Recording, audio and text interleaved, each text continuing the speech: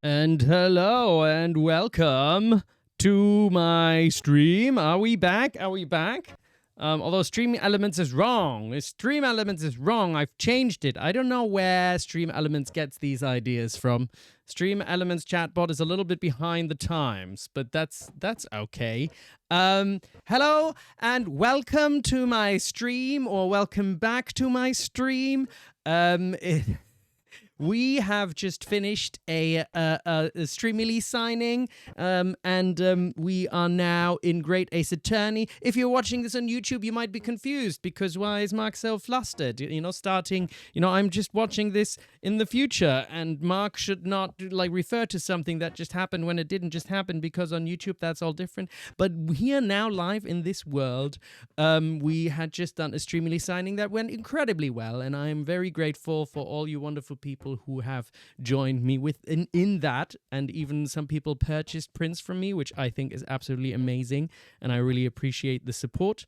And now we're here back to continue with the Great Ace Attorney Chronicles. Maybe some of you from Streamily are still there. Also, so many lovely people that are fans of Wukong that purchased prints. While this is not the Wukong stream, that one will happen on Wednesday, and I very much look forward to that. But Dragon Nerd Izzy is still here, and Nifty is still here as well. And so many of you lovely people. Baloroth, also Poggy Pocket, our wonderful supporter of the stream. I'm glad you thought it was fun and cute. I really appreciate that. Yes, so the Streamily thing, that was the date that was set for now. Because I'm still new to it, I don't know exactly how it works. I guess if people purchase, in the future, some that are for a stream to be signed on stream, then I have to set another stream date. So I still have to talk to Streamily and see how that all works or something. But yeah, towards the end of the stream, Twitch just gave me quite the lag, didn't it? It was just like, nah, done with ya. You've done all your signings, now feck off. Pretty much. And today I have my static just in this container because I couldn't be bothered with doing two different glasses. So I'm just going to drink from all of this now today. Twitch did a Twitch thing, didn't it? Twitch will be twitching. That's just what Twitch does. Barok's wife would never miss a Mark stream. Oh, you're so sweet. I appreciate that. Please relay to me whatever I did to fix it. I just turned my computer off and turned it back on. I don't know. I think actually what happened, I don't know, my MacBook was just kind of a little bit overloaded, I think. It did give me some error messages at the bottom that I was like, okay, this is not looking good. But Safari was also being weird and didn't want didn't want to close. I had to force, I don't know. It was, you know what? It doesn't matter. It doesn't matter. This is all in the past and we're in the present. And what's happening in the present is that we want to play Great Ace Attorney because we love it. And we want to continue what's going on in case number 5, right? Baloroth missed Thursday's stream because you were at the dentist. I'm so sorry. I hope you're okay. I hope your teeth are all fine. I actually missed a dental appointment the other day. And I don't know if that ever happened to me. I literally just completely forgot. I just completely forgot. Even though it was in my calendar, and I just forgot and I just didn't turn up. But, oh my God, Mark was yelling, restart everything at Mia for 1.5 hours the other day. You know what worked eventually? Restarting everything. Yeah. Oh, is it the game audio that's being funky again? Okay, I'll do my little trick. My super trick that fixes everything. Is it good now? Is it all good now? Is the game audio better now? I think that should have fixed it. Yes, it's good now. Yeah, it always does that. It always does that. I don't know why it does that. But anyway, if you've missed the last stream, where were we at? We finished the first summation. I'm gonna be big again. Oh, just thinking. We did the summation examination of case number 5. I think we uncaught. We're trying to prove that Gina didn't do the murder. She didn't. She's innocent because she's our friend, and friends are always innocent. Unless they commit crime, then they're not innocent. But what up, Leox? You're awake. Oh, you missed my signing stream where I have all your art in the background. You were very present, even though you weren't present, which is completely fine. But Paradise I have. I still don't know if I'm saying that right. Checked in.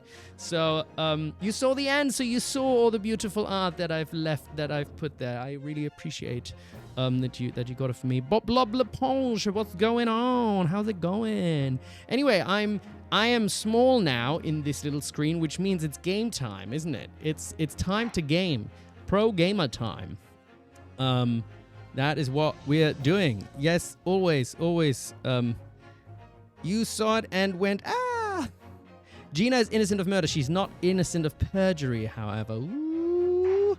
Well, she's also not innocent of stealing, I think, right? I think she does that. I think, so normally, lately, we've been always doing escapades, but I think this time I might not do another 3 hours, so let's just continue with the case, and then we'll do escapades next time, because I've already done the Streamily thing, and I've got a voiceover tomorrow, so I gotta make sure I gotta send off all those signings things and stuff, right? So we're gonna go straight into case number 5.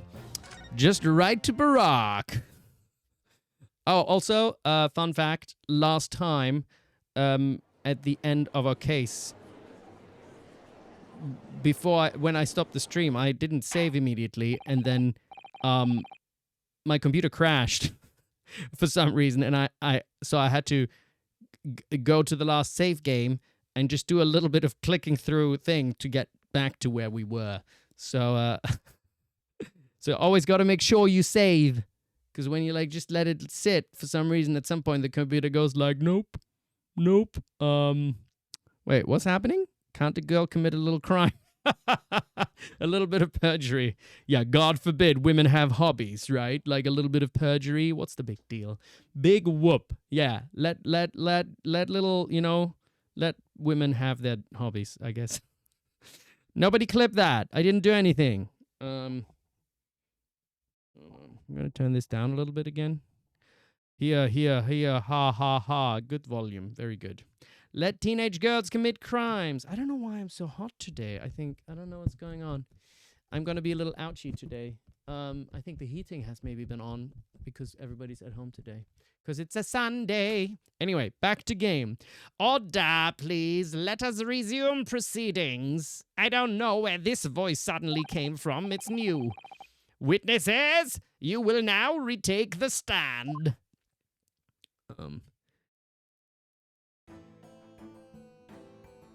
Avery lost your prince, Dragon Nerd Izzy. That's not very nice.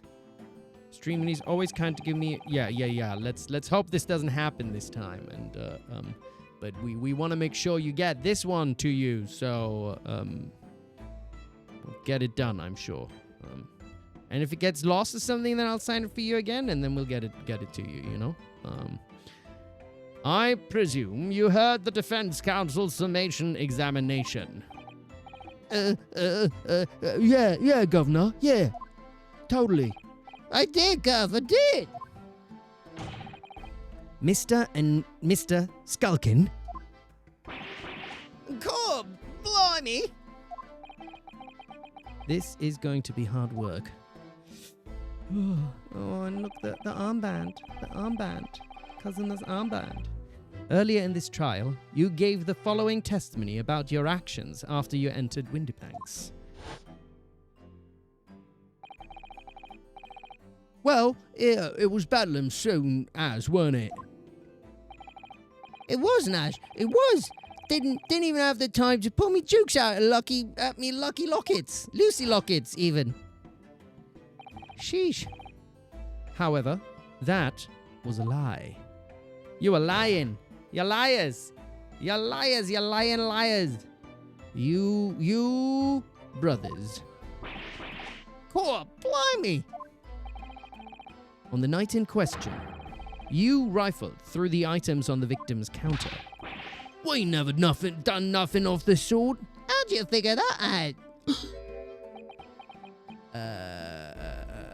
Oh yeah, that's what happened, right? For the people, we used our super duper intelligence to because we have super duper intelligence to take 2 pictures that were taken at different times and do the stereoscope thing.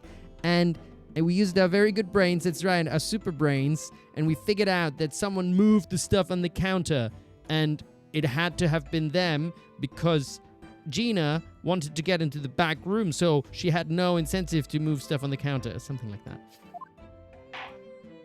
Good brains. Good brains. You will now give full testimony once again. You will tell the court precisely what happened on the night in question, and this time, you will tell the truth.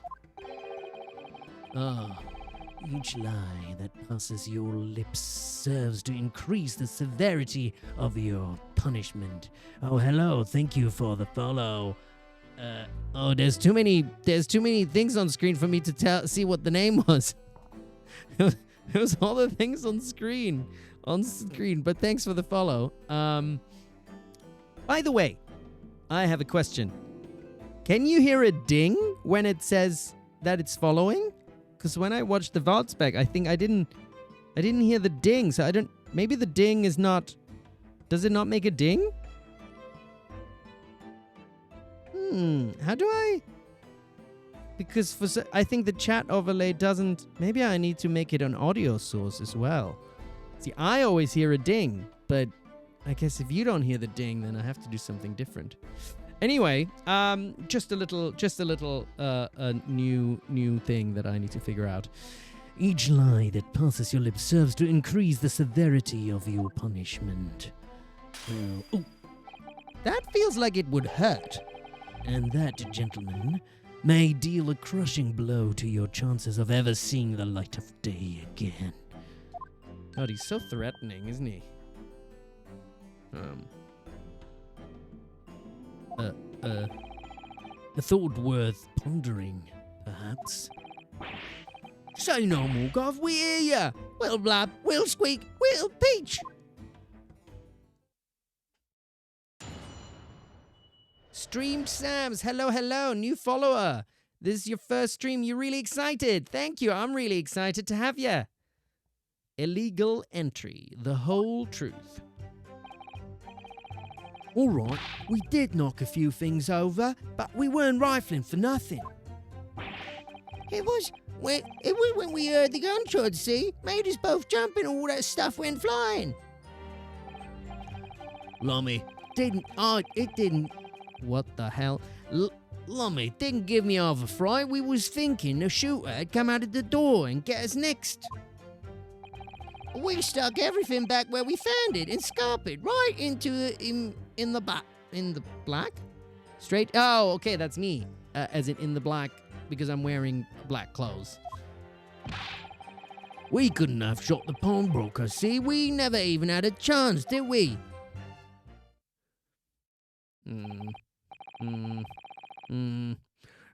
So you admit to the defense's accusations. You did indeed ransack Mr. Windibank's countertop on the night in question? Not ransack, Governor, no. That's right, Nosh, that's right. It's more like we tied it up, yeah? Oh, Barok will have none of that. Sorry. By their own admission, these brothers entered the pawnbrokery under dubious circumstances. What cosmic dust mode? Welcome. You stayed up so late to do your assignment that you finally caught my live stream. I appreciate that. Always important to do your assignments first before you watch streams or have fun. Always do assignments. Yeah? That's what I think. Anyway, however, they panicked and fled on hearing the gunshot, having first made good their mess. Oh, interesting. The way you say it, we hardly sound like roughs at all. Oh, he takes that personally, doesn't he? We don't, Nash, we don't. Can't he make us sound a bit more cutthroat, eh? Oh, little boy wants to sound cutthroat. Got to jump up to cut anyone's throat, doesn't he? It can't just be coincidence that these men showed up at Windibank's that night. There's more to their testimony than meets the eye. I'm sure of it. Everyone says that Ryu looks shady because he wears black, and say nothing about Barok, who's normal, I guess. Totally normal, yes, totally normal. All right. Illegal entry. The whole truth and nothing but the truth. All right, we did knock a few things over, but we weren't rifling for nothing. Hold it! Yeah, press that. Press. If that's the case, then why didn't you testify to that effect in the first place? Well, you know, we ain't exactly squeaky clean, are we? We ain't, Nash, we ain't. If we admitted to something like that, people would think we was up to no good. Which clearly isn't the case. I'm a really stand-up citizen who just wants to be seen as cutthroat because I've got a bit of a, issue with my height and I feel insecure about it. Well sat, Ringo, me old China. We'd only land ourselves in even more trouble. By the way, I'm not even that tall, so I can't talk, eh? And in fact, oh, very weird creature, what's going on? Hello, Barok's footstool, you're late, nice to meet you. My name is Mark. Very good, light bride reignite. We love puns. And in fact now, as a result of lying in your previous testimony... That's exactly what you've done. Landed yourselves in even more trouble. You can stand up in the airplane and not hit your head on the ceiling. One clap for Light Bright Reignite. Yeah! I think that's the same for me, probably. I think, yeah. Well, Ooh! Whoa, Astrofish, we got a little raid. What's going on, Astrofish? I think there's only like my third raid or something like that. Hello. And we have, what is it, Toast? Toast MC Goats 333. What's going on? Welcome. TGAA, how's it going? That's right, that's what we're doing here. Who's the third one? We got three raiders, it said, I think. Astrofish, Toast McGoats 333, and one more person. How y'all doing? Were you playing as well, TGAA? Or were you playing something else? Well, welcome to our chat. I appreciate it. I appreciate you and joining us and like raiding. I don't know. I've not experienced many raids, so this is very exciting for me. I hope you all, whatever it is you're doing, wherever you are in the world, and I'm getting all flustered now again. What's happening with me? You love TGAA. You were playing Rain World. Okay. I don't know what Rain World is, but that sounds fun. I hope you were enjoying it. Yeah, on my... Oh, damn it. I just spilled... I just soiled myself. I'm very sorry. But it just came out of this thing. I was just trying to show off my drink. Because I've got this... on my stream, I've got this special drink which makes me disappear. It's like magic, see? It's just the right color. And some of that static just, just fell on me now. So I'm going to be see-through down there as well for some reason. But you've been seeing clips of my streams all over, so it's really nice being here. Well, it's really very nice to have you as well. All over? Where would you have seen my clips? I have no idea how that would happen. And thanks for the follow, Now, I really enjoy these things that I've put on the screen, but it makes it even harder for me to see the names that pop up there. But you literally only finished the Monk and Artificer campaign. Oh, is that the other game? The Rain, what is it called? Rain something. It was called Rain something. Now I missed it. Rain World. I don't really know it. But anyway, we're in the middle of case 5. So very exciting to... in the last case of game 1, right? Although it will take probably a little time for us to get to the end. But that's fine, because then we have more fun, isn't it? New to it, but fun running around. That's in your other game, I'm guessing, yeah? Anyway, we're back to our case. Ringo. That's rotten luck, says the rotten apple eater. Witnesses, explain your actions to the court. Why did you ransack the victim's counter? We never ransacked nothing. Right, Nash, right. More like we tidied the place up.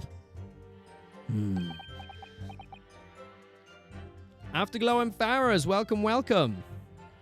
You read that interview which got linked. Oh, thank you very much. I appreciate that. I should reread that. I did that interview like 4 or 5 years ago or something, right? Maybe I'm a very different person now. Who knows? Ugh. Sorry. Okay. It was when we heard the gunshots. He made us both jump and all that stuff went flying. Hold it! So, what you're saying is... the sound of the gunshot shocked you so much, you knocked all those things off the counter. Well, it shocked one of us that much, yeah. This bag of nerves needs to learn to keep his shirt on. Look, it was loud, all right, blimey. Me dad granny would have woken up at that bang. Big brother here. Oh. So, he's the young one. Nash is the young one. Big brother here screamed like a blooming baby and fell over on the counter. He knocked over a load of books, a candlestick, and some skull whatnot. That got tangled in some marionette, what knocked over a picture frame, what knocked them scales on the floor. You've really mastered working quietly then. Yes. Excellent thievery. What a racket! Me granny would have been scared back into a grave at that clatter like that. So, in short, the gunshot took you by surprise. And then some. I mean, it was quiet as a mouse, and then all of a sudden, bam. All right, so Mr. Gregson is not happy with that, is he? Is he? Inspector Gregson. Do you have something to add? Like I keep saying, I don't appreciate being lumped in with these scoundrels. No, something? Oh no, I clicked it away before reading it. What did he say? No, something to add about their testimony? You seem to react just now at what Mr. Skulkins said. Did it make you think of something?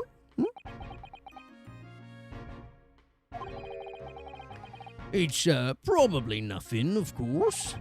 I wouldn't even bother mentioning it, but... well, the fact is, cases don't get solved if you ignore the little details.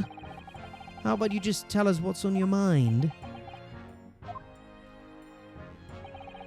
As you know, we brought these fellas into the yard for questioning last night, and the statement they gave then told a slightly different story to what they're saying now. Lies. Did it? You claimed you heard the victim shout something out before the gunshot. Might have, Gov, might have. It does ring a bell now you mention it. Granted, it's only a minor detail, but still. I can't help feeling like perhaps you've been a bit sloppy with your testimony here, eh, fellas? If I discover the witness's testimony has been any more sloppy than it has hitherto proven to be, I shall be forced to bring the very harshest punishment to bear against them. Easy, easy. We'll get it right this time. That's it, yep. It's all coming back to me now. Then speak. Supplement your testimony with whatever details have miraculously returned to your questionable minds, sirs. Right you are, Gov. Just before the gunshot, we heard a voice yelling out, "Give me that gun!" Hold it! Okay. So, in fact, you heard the voice and the gunshot almost simultaneously. We did, Gov, we did. Although, I suppose if you're being honest, we heard a kind of wavering voice before the yelling. If you don't want to get shot, give me that gun. Bam! Kind of thing. A career in acting tragically missed. Oh, who knows? Maybe their grandchildren later become Mario and Luigi. Who knows? Is that possible? And where were the voices coming from? Could you tell? Of course we could. From the other side of that door behind the counter it was. From the storeroom where the victim was found dead. And the voice you heard, it was that of the victim, Mr. Windybank. On me granny's life, of course it was. On his granny's life, of course it was. So that would mean that you both knew Mr. Windybank and the sound of his voice. Dio is clever, isn't he? So that would mean what? What, Nash? What? Any ideas? Yes, Counsel, indeed it would. Ooh, thank you for the follow. Tauka was... I can't read. Tauka White Mage 404. I need to do something about that. Maybe I need a bigger screen. Maybe that's what I need. Maybe I need a big ass screen so I can actually see stuff and not just this tiny little thing. It's too small. It's too small. And my eyes are failing me. My eyes. Yeah, well. Welcome though. Welcome. No. We didn't know the geezer. We're all in this together. Is this S Club 7 or something? No, I don't know where that's from. Is it High School Musical? I don't know. I don't remember. No, am I supposed to deny it when that bloke in all the fancy club is giving us the evil eye? I don't think I know High School Musical. I tell you what, you know what I know from High School Musical? I know the wasn't there? There's this YouTube video that shows how something would sound like if there was no music or something, and they did one of High School Musical, which was like just them like knocking the pans in the kitchen or something, and it's like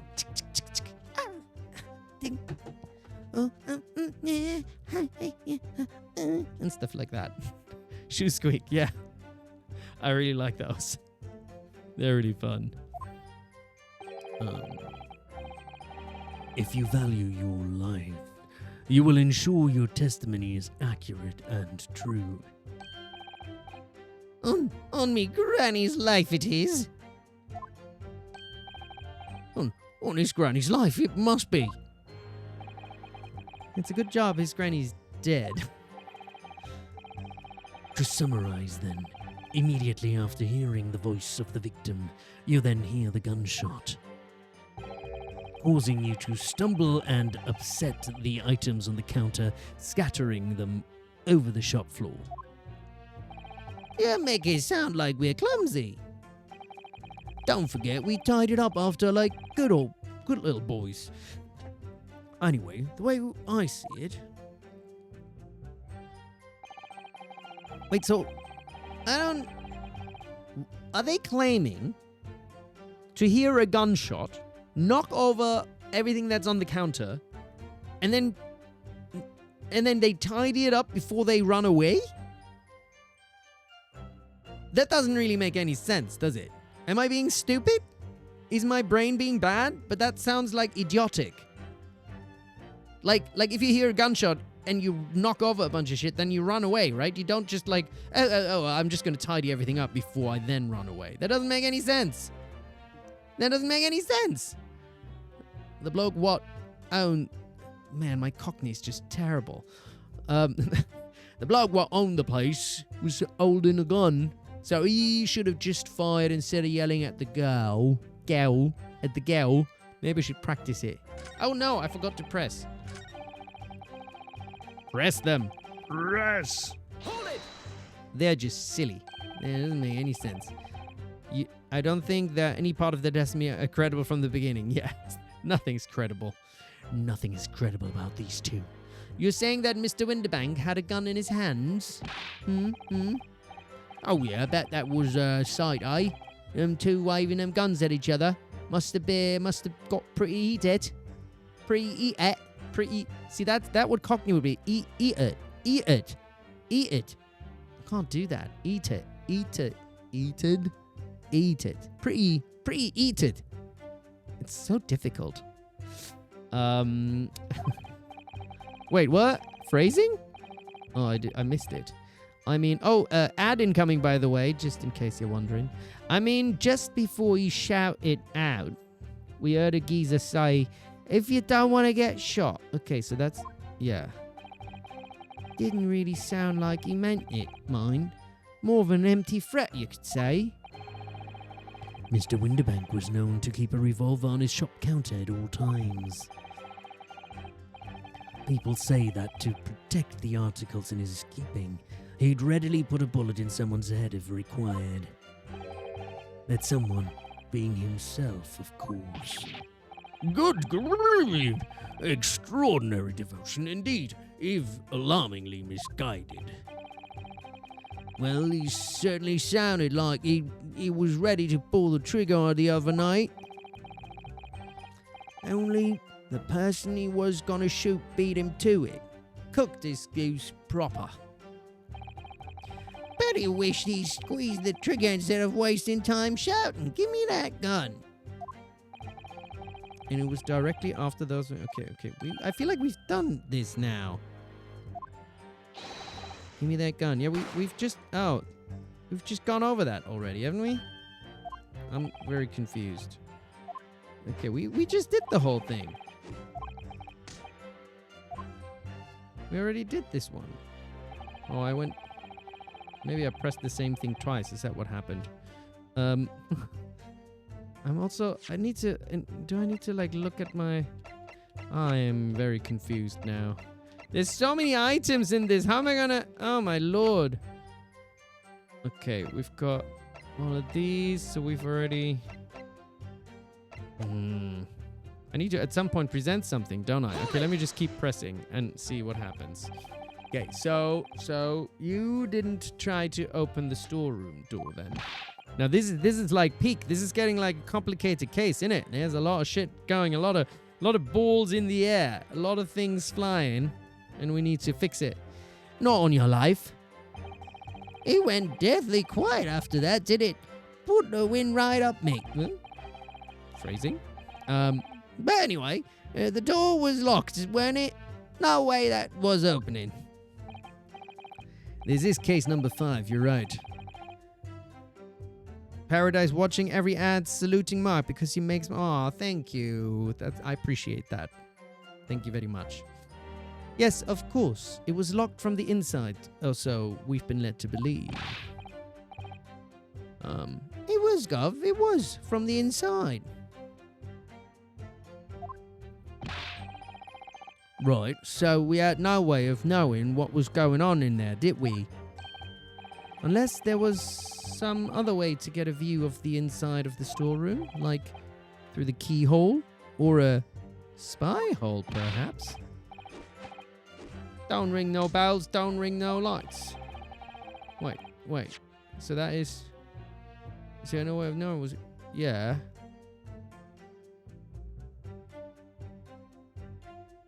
Okay. Because there was a hole, right? That's how we looked through it in the first place. We're still cutting our teeth in this game, see, but one day we really cut the mustard. Please cut it out. But as we know, behind that door was the victim's lifeless body, with the accused not 2 feet away. Yes, unfortunately.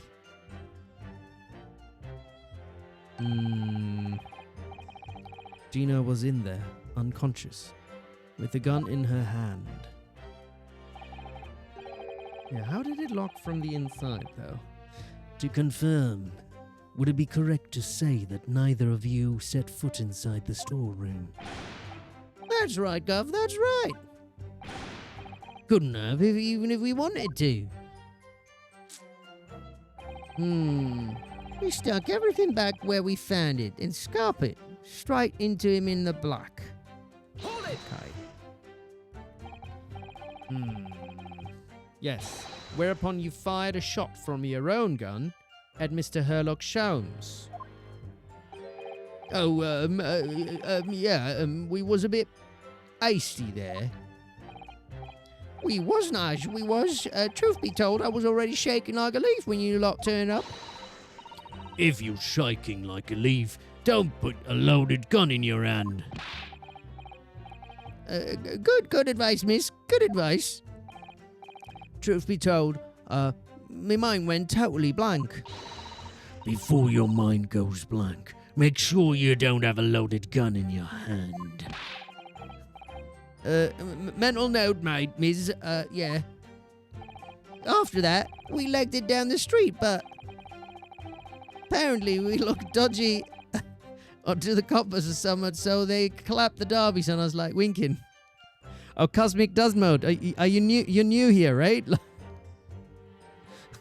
So you're not familiar with our Iris. Our Iris, she's well ahead of the game. She might have a voice changer or something like that. We don't quite know what happened with her. Apparently we looked dodgy to the coppers or something, so they clapped the derbies on us like winking. Now, Barok's is like this. And after you've been handcuffed, the police found this revolver in your possession, correct? Well, yeah. Well, listen, that proves it, doesn't it, eh? We couldn't have shot the pawnbroker, see? We never had a chance, did we? And why should we believe that? Well, 'cause it's true, innit? The place was totally empty when we went in. At that time, the victim was already in the storeroom, having been forced to open the door by the accused, who had a gun to his head. Wait, what? At the time, the victim was already in his storeroom, having been forced to open the door. What? At the time, the victim was already in the storeroom. That Mr. Windybank, having been forced to open the door by the accused. Who had the... Okay, as in Gina had the gun to his head. Okay, right, fine. In other words... On the night in question, these two witnesses never even laid eyes on the proprietor of the pawnbrokery, Mr. Winterbank. Correct? You've got it, mister. Down to a T. So the Skulkin brothers never actually encountered Mr. Winterbank? Is that really true, I wonder? It's probably not. That's it. That's the full extent of their testimony. What is it, Runo? You look very fierce. I could pour you some herbal tea if you're tired. Oh, thank you, but I'm fine. Being such a logical thinker, you'll probably laugh, but I feel as though these brothers are still hiding something important. It is nothing more than a feeling, though. I've no proof to support it. Gotta have some proof, though, don't we? Well, feelings can be very logical at times. Sorry? People's expressions, the movement of their eyes, the words they choose. You can take all that in, and your brain will quietly analyze it to come up with a feeling, like you describe. You've concluded that there's something suspicious about this testimony without knowing why. That's all. Oh my god, she does start to sound like Barok. Damn it. I think you should trust your instincts. There's only so many things I can do with my voice. Iris, thank you. Sometimes I think if she's 10 years old, I must be fine. and I must be 4. Okay. Okay. I need to present something at some point, don't I? What do I have to present? Okay, so this is likely okay. Windibanks. Paperwork signed by Gina. Redemption ticket. What is something that could help us here? Omnibus murder. Victim found deceased on the last scheduled omnibus of the day after a stab wound to the abdomen. Conviction was assured. Okay, no. So this is the previous case. Pawnbroker perishes in pick purse plunder. That's it. That's a good one. Which statement is the most full of shit? But I have to present something, don't I? I have to present some evidence here, I think. Isn't that the problem? Otherwise, I'm not going to be able to. I need to present something in order to. All right, we did knock a few things over, but we weren't rifling for nothing. Just before the gunshot, we heard a voice yelling out, "Give me that gun." Okay, that's possible. The bloke what owned the place was holding a gun, so he should have just fired instead of yelling at the girl. Okay. It did not give me a fright. We was thinking the shoot had come. Hold on. The bloke what owned the place was holding a gun. So, they just said that they didn't see him. But now he says that he was holding a gun. So that's contradicting, isn't it?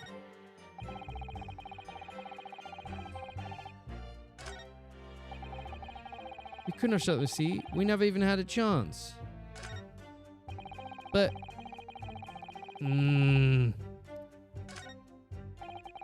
but they're claiming that.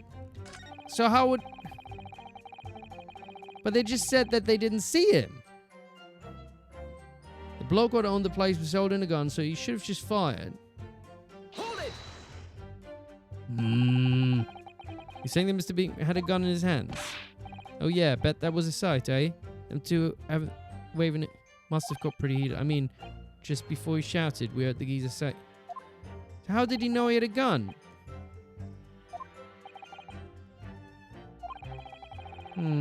People say that really put a bullet in. Okay. Only the person he was gonna shoot beat him to cause.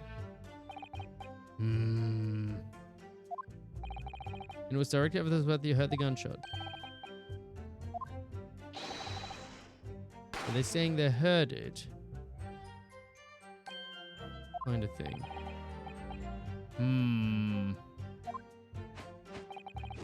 Then we heard a sound. Okay, fine.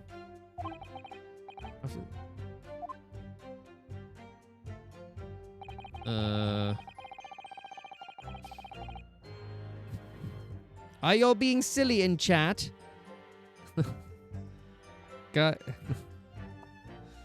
Now keep it PG, guys. I'm just so focused on the game. I'm really. Am I gonna need help here? We stuck everything back where we found it and scarped it straight into him in the black.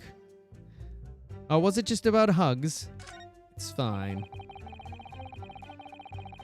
And you being a Twitch chat, it's all good. It's so good. I know y'all just being funny, innit? We couldn't have shot the pawnbroker. See, we never even had a chance.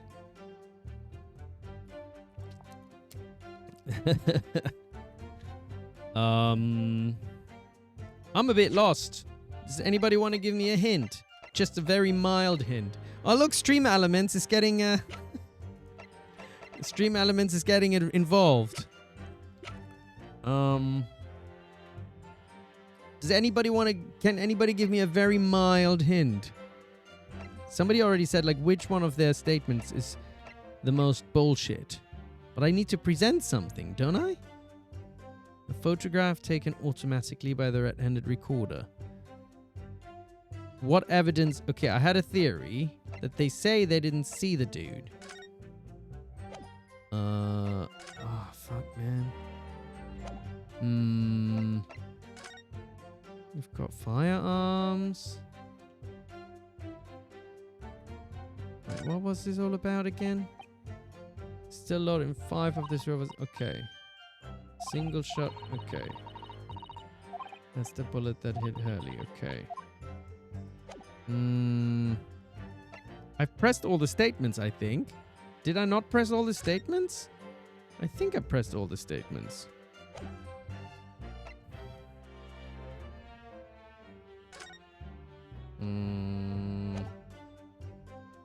Okay.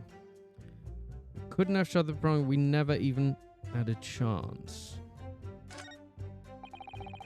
We stuck everything back where we found it in Scarpet.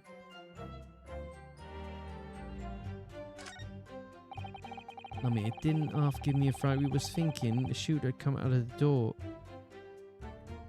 It didn't half give me a fright. We was thinking the shooter had come out the door and get... So...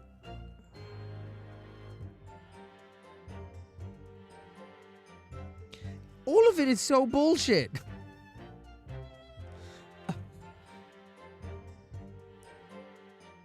First, I mean... they knock everything over, and then he says that he's afraid that the shooter would come out to get you, but you still took the time to put everything back. That doesn't make any sense.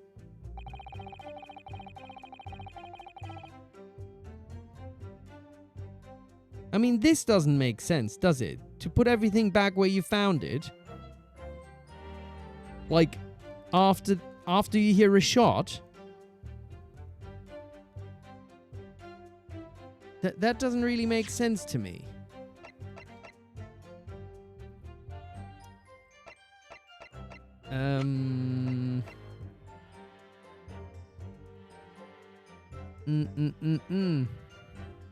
I have a couple of photos. I have these photos.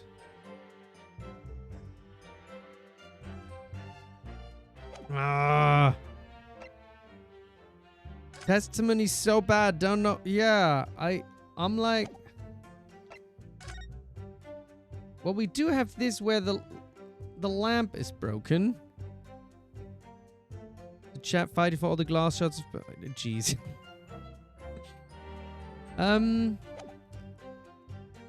Okay, I might have to just go through it all again because I'm genuinely a little bit lost. Did Iris say anything helpful? I don't know if she did. Let me see if she says something helpful. That's it. That's the full extent of the testimony. What is it, Ryuno? You look very fierce. Okay, I could pour some herbal tea. That's not helpful. Being such a logical thinker, you probably laugh, but I feel as though these brothers are still hiding something important.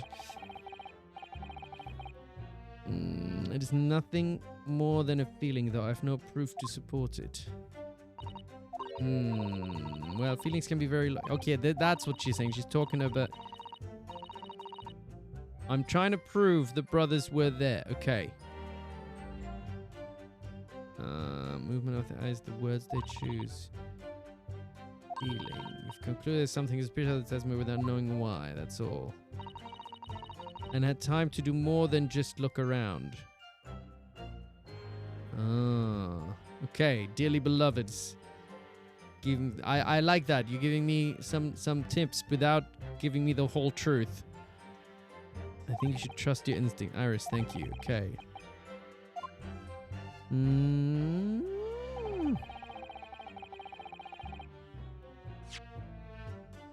Oh, God damn it.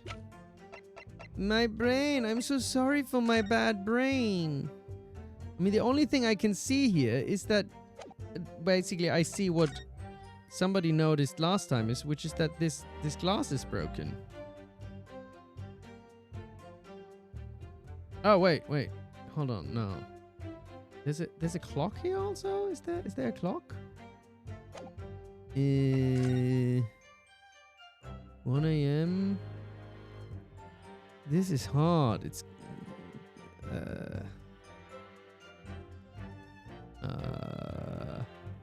I tell you everything I see in the picture. Okay, I see Mr. Windibank. I see that it's 1 a.m. There's something up here. There's a doll. There's a scale. Skull. There's something up here, but I can't make out. It doesn't say a time on here or something, does it? There's Gina with a gun. There's some candlesticks. There's a picture down here. I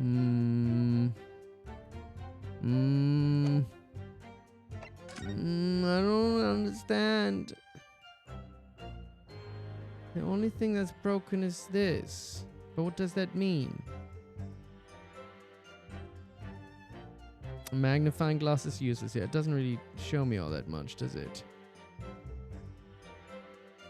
Is there some stuff sticking out here? Is that the same as the other one?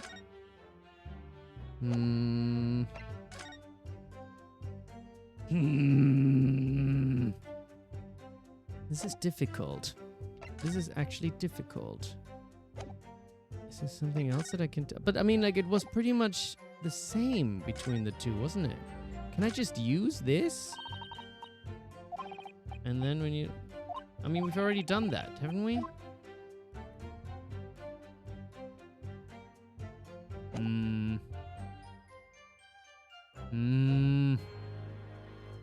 I can use it to zoom in... and come... What?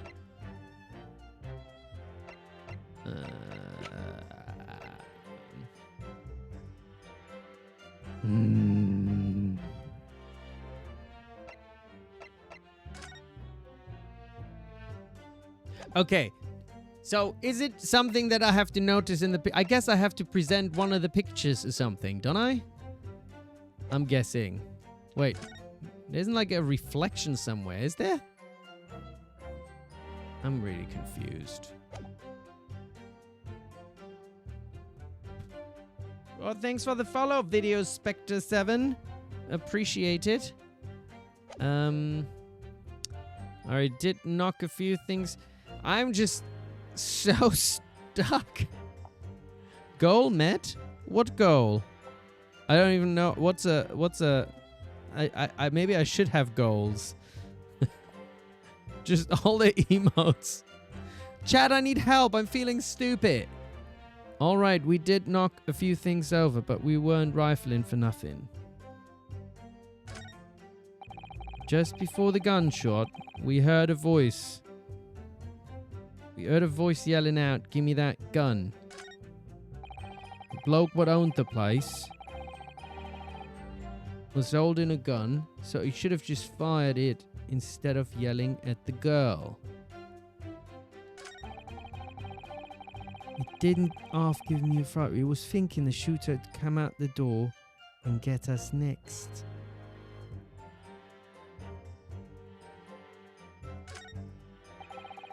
We stuck everything back where we found it and scarpered straight into him in the back. We couldn't have shot the pawnbroker, see? We never even had a chance, did we? Right, I'm gonna save. Do I want to know which statement I need to present on?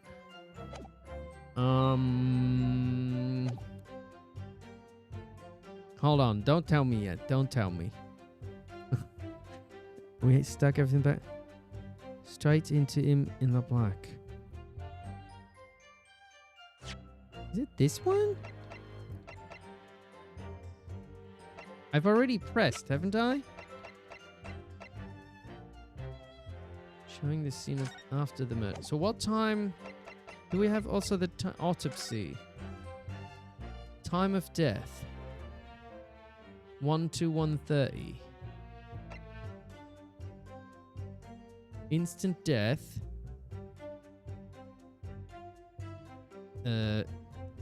Single bullet wound, no bullet. Instant death from a person to the heart. The bullet entered the body from the back on a gentle rising trajectory.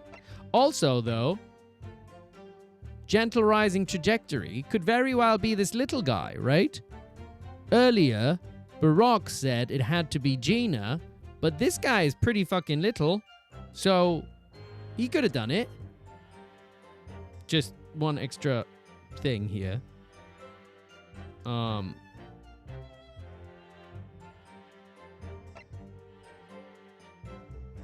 did get a new statement. Well, you mean when Gregson... Oh,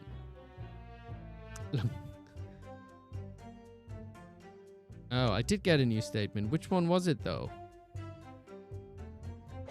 They changed one of them, right? Because Gregson intervened. But which one was it? We never even had the chance. I think maybe it was this one, wasn't it? Oh, shit. It's hard to say. I would have to go back to when...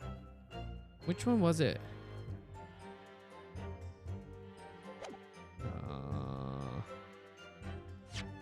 I'm gonna have to just... What is... Oh, man.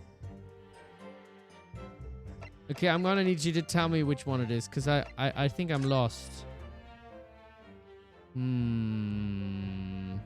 Oh, I'll just present this as something. Objection. Yeah, that's not it. Yeah, he's not very confident about that. Okay, 3. Thank you. You told me which one.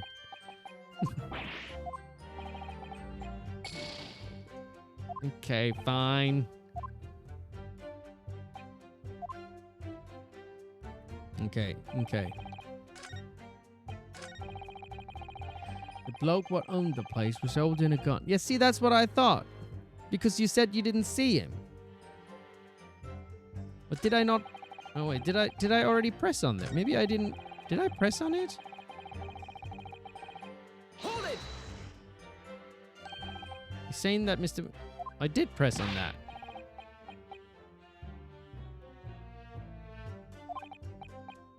Yeah, because they did the whole... Oh, they did the whole... No, revolving... Yeah, that... I already pressed on that. Extraordinary devotion. Oh, hold on. Hold on. Well, it certainly sounded like was ready to pull the trigger on the other night. Only the person he was gonna shoot beat him to it. Cook this goose proper. Bet he wish he squeezed the trigger instead of wasting time shouting, "Give me that gun." It was directly after the radio heard the gunshot? It was more or less at the same time. Give me that gun. Damn. Kind of thing. Yes, a Korean... Then we heard the sound of someone hitting the deck. Before everything went dead quiet.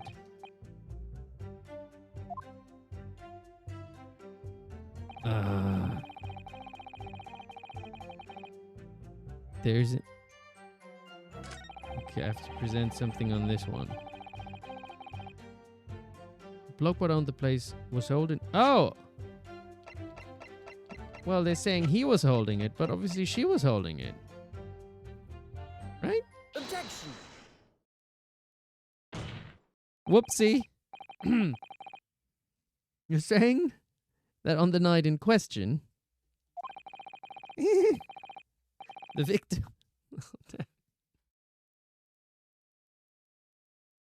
My brain is not so good. It's much... Somehow it feels easier to hit monsters with a stick sometimes. It feels like this was like really obvious and I didn't see it. It feels so stupid. This took me like half an hour. It's fine. It's fine. Who would have thought monkey violence was... I don't know. It's also the performance anxiety because there's like, you know, so many of you watching. So I'm kind of like, oh no, I need to be smart. No, I'm joking. I don't really mind. It's fine. I don't mind being stupid. The victim, Mr. Windibank, was wielding a gun. Is that correct? That's it, Gov. You've got the picture. Yeah, I do have the picture. I have proof. He has, Nash. He has, no question. And yet the photographic evidence from the time of the incident clearly shows, as I know, because I am very wise and have a good brain, that Mr. Windybank was not in possession of a firearm of any description. Objection! What are you whining about now, Elmo Van Zeeks? Good brain, good words, good. Yes, I am a very good brain person, and I am very proud of myself for the good brain move. You surprised me. Does the defense really intend to highlight evidence that compromises the position of the accused, even... Oh, Arnold accent. Who's getting an Arnold accent? Oh, who's leaving? Somebody said see ya. Oh, blob leponge. See you next time. Who's getting Arnolded? Wait, who redeemed it? Nifty. Come on, Nifty. Tell us who's gonna. I guess it's Barok. So I'm gonna do Nifty's line in Arnold. Sorry, there has to be an Arnold every time. I bestow Barok to be Arnold. Yeah, my name is Nifty, and I present to you anything but Elmo Barok. Whoa. What do you mean? What's wrong with Elmo Barok? I love Elmo Barok. Okay, it's going to be Arnold Barok then. Okay, all right. I need a little... We love Elmo Barok. No?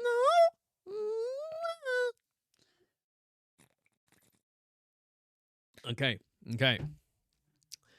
Does the defense really intend to highlight evidence that compromises the position of the accused even more?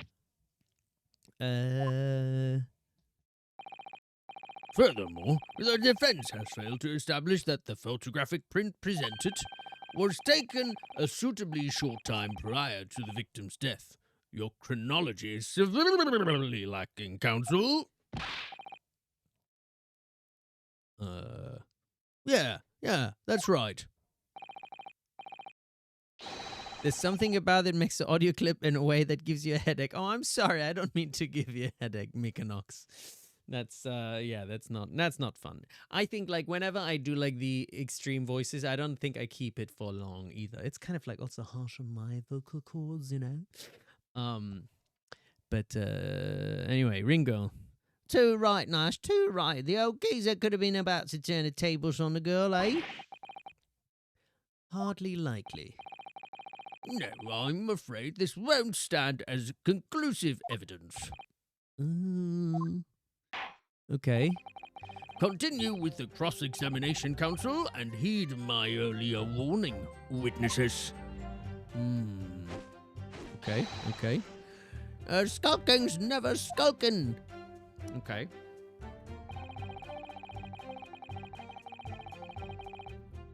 All right. Well. Okay, we just presented, but that wasn't good enough, was it? But we didn't lose a life, did we?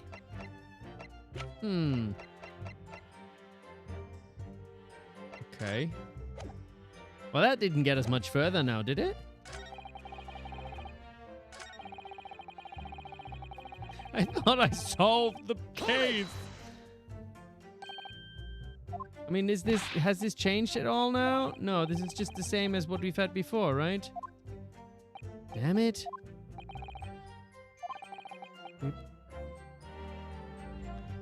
He's ready to put a bullet. Someone being himself, of course. Good grief. I feel like there has to be something.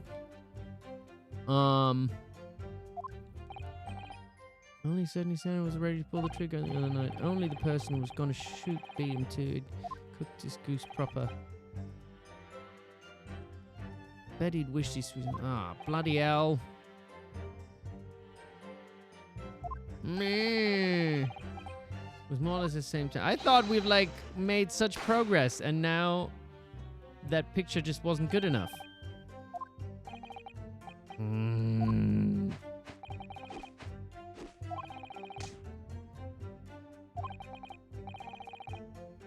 After we've done something. So it hasn't really changed anything. It hasn't really given me anything new. It didn't half give me a fright. We was thinking the shoot would come out the door and get us next.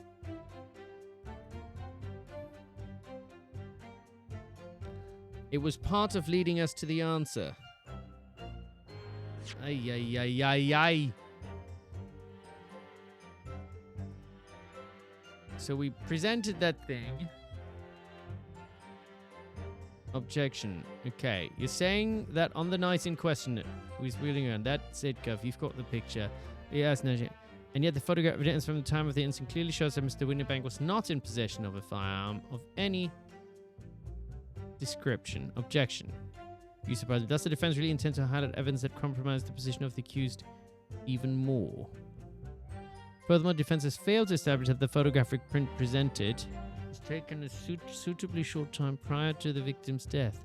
Your chronology is severely lacking, counsel.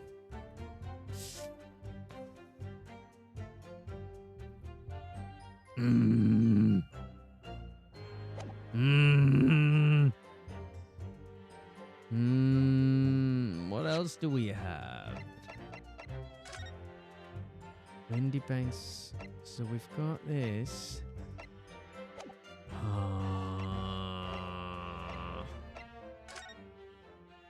We got the notes on the Mason.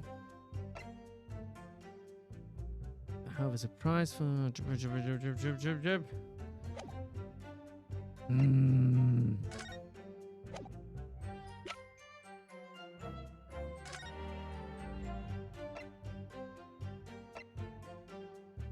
Pawnbroker, 16th April. What am I looking at here?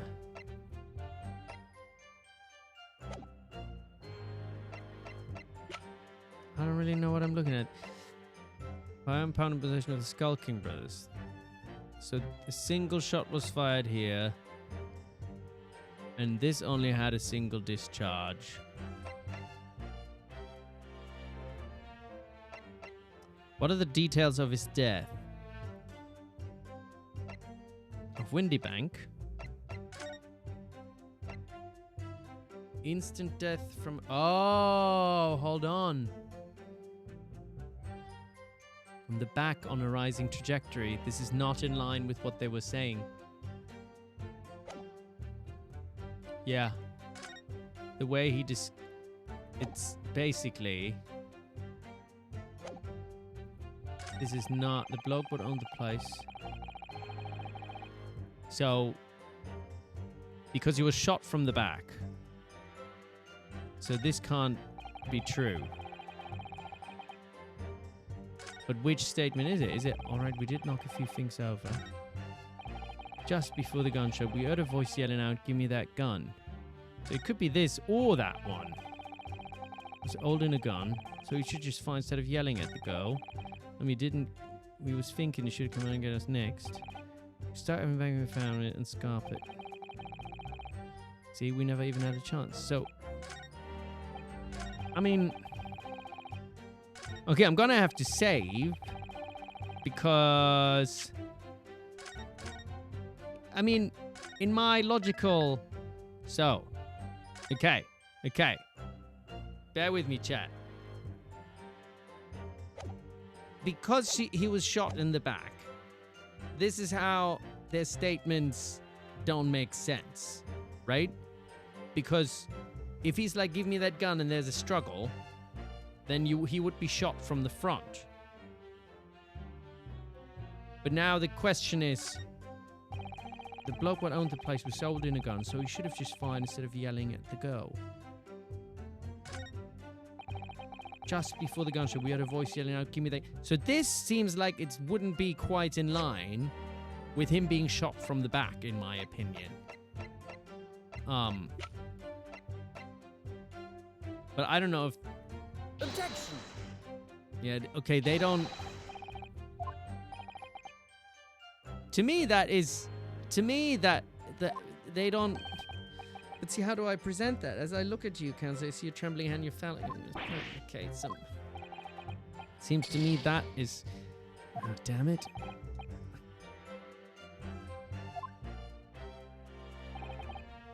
You invited, sir. I can... I can always just load again. Why do you only have 3? Oh, I already lost one from earlier, I think. The bloke what owned the place was holding a gun, so he should have just fired instead of yelling at the girl. I mean, it didn't half give me a fright. We was thinking the shooter had come out the door and get us next. And then we stuck everything back where we found it and scarped it. We couldn't have shot the pawnbroker, see? We never even had a chance, did we? Okay, he was shot in the back, so that could easily have been done from the hole in the thinging. So, it's possible. This is what is possible, okay? All right, this is just a theory now. This is just a theory. But what if Gina... I mean, I don't know if this like if this is like all, if this quite makes sense. But if Gina was in there with Windybank because she wanted to, I don't know why she would lock it from the inside. But if these two guys came in and shot him through the hole in the door, and then Gina passed out because she was just scared or something, and that's how she was found. She passed out because he was shot. I mean, this is a terrible theory. I fainted.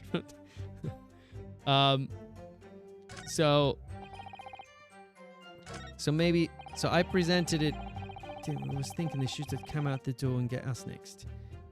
So, own the place was holding a gun.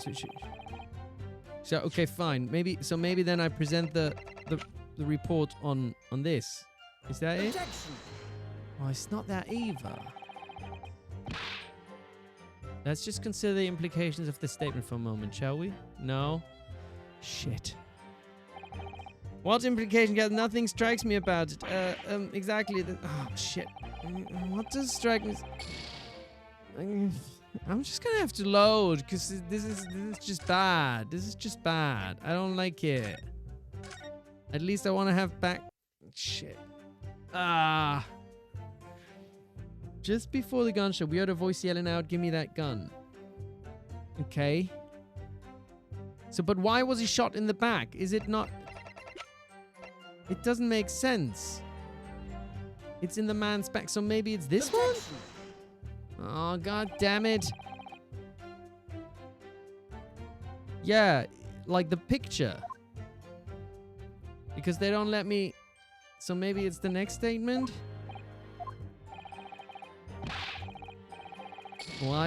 Would you kindly desist from that wide-eyed, panic-stricken... It's still the wrong statement. So is it just the next statement then? So is it that one? The bloke on the place was holding a gun, so he should have just fired instead of yelling. So maybe it's this one then. God damn it. Objection. Well, there we go. Finally. I'm sorry, this was a little anticlimactic. This is just me like huffing and puffing and trying and error and god damn it. This is actually like more frustrating than when I can't kill a boss in Wukong, I think, because like at least there I'm like progressing, whereas in this one I was just like trying it out or something. It's like god damn it, I just but it's more satisfying when you kind of like, I guess I kind of figured it out, didn't I? Anyway, that it does make logical sense. So you're saying, all right, trial and error. Very clever. Oh, who's still up and needs to go to sleep? Cosmic? Oh no, you couldn't hear the morning. Oh, Cosmic, please, you need some rest, please. Please go to bed. Please. The VODs will be up of this if you want to be caught up later. You don't and then you can skip through the parts where I like have to think really hard. You can just like go skip past it. Oh, dear. With Wukong, I just hit the boss until it eventually dies. Yes, indeed. I have to think. Watching me struggle is fun. Well, I'm glad it's fun for you. That's what all this is about, isn't it? Entertainment. Also, there's an ad incoming that I cannot skip anymore. I've skipped too many ads already. Anyway, Ryunosuke, that on the night in question, the victim, Mr. Winterbank, was wielding a gun. Is that correct? That's it, Gov. You've got the picture. He has no question. And yet, photographic evidence obtained immediately after the incident clearly shows that Mr. Winterbank was not holding a firearm of any description. Oh, is that what they... But I thought they said that he was fighting to get the gun back. I'm very confused. You what? Golden Bennett, that ain't right. Objection! Yeah, there can be no question that the victim's revolver was used in the incident. I would remind the court that Mr. Winterbank's gun was found at the scene. Not only was it identified as the murder weapon, but it was found in the accused's hand.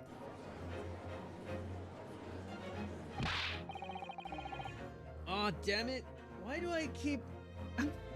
I'm so bad at drinking. There's a mess all over the place. Oh, man. Oh, Skittles, you're going to tweak out. Thank you for coming by, though, and thanks for the first-time chat. Appreciate you lurking. It's fine. Today we wear the stat, and I have to just wipe the floor a little bit of the static that made it to the ground. Oh dear. Oh dear. I need the other glass back. I'm not used to drinking from this thing. I don't know how to do it. I don't know how to do it. That mold tooler used the victim's own gun to finish him off. Give me that gun. Bam. I mean, that is what they said, kind of thing. Yeah. Hold it. Yeah, that's right. Hold it. Stay exactly where you are. Right there. Yeah, that's the point. Exactly. Then he would be shot from the front. Eh? Also, was Ryunosuke kind of doing like a double bluff here? I think I should drink out of a bowl next stream, see how it goes. That is that is very rude, Sheol. I wouldn't do that, because then that would be just a mess everywhere. You just wanting me to mess up, don't you? You wanting me to make a mess everywhere, which makes me think I wanted to get a snack, but now the snacks are all somewhere else. It's fine. I'll get along without a snack. If the crime had taken place as you've so colorfully described in your testimony, it would give rise to an undeniable and significant inconsistency in the final moments you just acted out. Goodness. Are you sure, counsel? You intrigue me, my learned friend. But let's see some evidence to support your claim. Where's the proof that demonstrates this inconsistency? What? I mean, I just showed the picture, haven't I? Where's the proof that... I've already shown it. Either this or the autopsy report. Okay, I'm gonna have to save again, because if, like, I already presented the picture. Like, I guess I can show the autopsy report. Take that! According to their testimony, the witnesses claim to have heard a shout of, "Give me that gun." Oh, thanks for the follow! Alabama, 36, some number, 23613. What's going on? The witnesses claim to have heard a shout of, "Give me that gun," followed by the gunshot. Indeed. With the two events happening almost simultaneously, or so we've been led to believe. Yes, that's right. Now, if their testimony is true, it would mean that at the moment of death, the victim and his attacker would have been facing each other.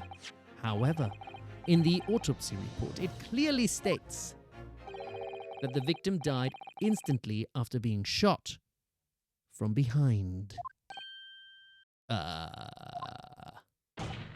So, as I stated before, with great confidence and no doubt whatsoever, there is an undeniable inconsistency in your testimony, Mr. and Mr. Skulkin.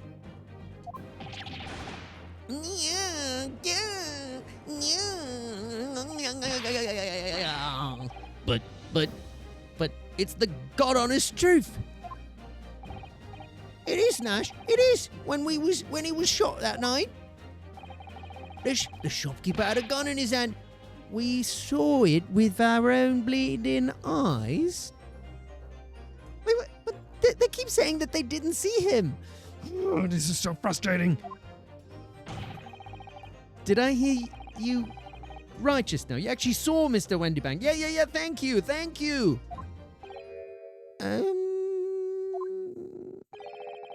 Someone like that might have slipped out.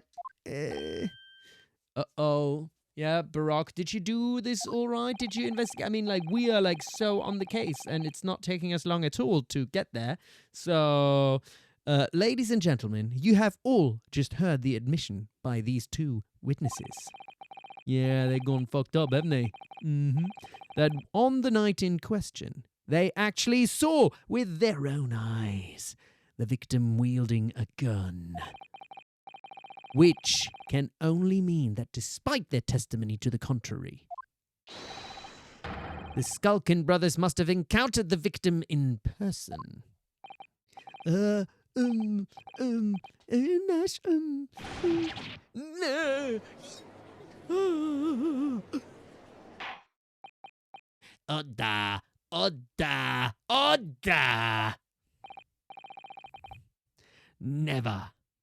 Never. You can't believe a witness would lie. It would never happen, would it? The box. The box? Which box? Perjury? Never. Witnesses, explain yourselves at once. The thing is, it weren't supposed to, It would seem. Oh, wait, no, Arnold. It would seem that my precious warning fell on deaf ears. I made it quite clear that false witness would be the death of you. Oh, damn, that's a bit harsh. I feel like, Am I to understand that you replaced the untruths of your original testimony with renewed lies? I was sorry, Governor. Truth is, we, cut it out, Nash. Cut it out. If we blab now, you know what he'll do to us. he? Wait. Who are they talking about? Oh, the detail of a short no indices standing on the box is funny. Yeah, that's true. Maybe I would need a box too. Let me make your position here perfectly clear. You will talk. There's no other option available to you. Yeah, otherwise I'll bring the chopper and I'll chop you up good. Bruv, come on. The game's up. But he'll have a guts for garters.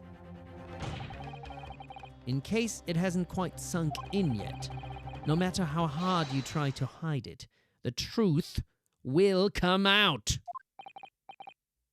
On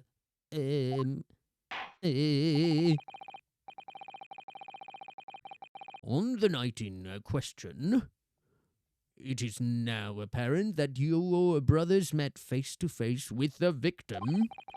I demand that you just testify again to explain the precise circumstances under which this meeting took place.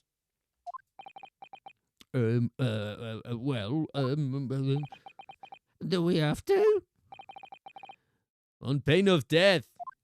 Yeah, I will bring the predator and we will fight you together. I suggest you make yourselves fully aware that this is your very last chance to tell the truth. Okay. Oh, we're getting a new witness testimony now. Ooh. Sheesh. Encounter with the victim. Okay. All right, so we just got inside the gaff, and heaved a sigh of relief when the geezer showed his mug. Okay. Give me that gun, he bellowed. And then he flew at us like he was possessed. I thought we'd had it. Or an old geezer. The bloke was strong as an ox. He chucked me over the counter. I pulled me gun on him, and then he legged it through that door into the back room. We never had nothing to do with it killing him. That's all what happened, I swear. Yeah, I don't believe a word of that. None of it. None of it is true. None of it is true. Yeah, so you're telling us that moments before the victim was killed in the storeroom, you in fact encountered him in the main part of the shop? Yeah, sorry.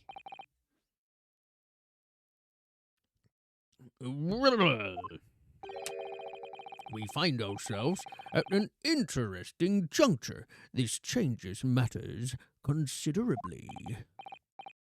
But, honest, Governor, this time, this time, Nash, we ain't got nothing more to hide. Nothing at all.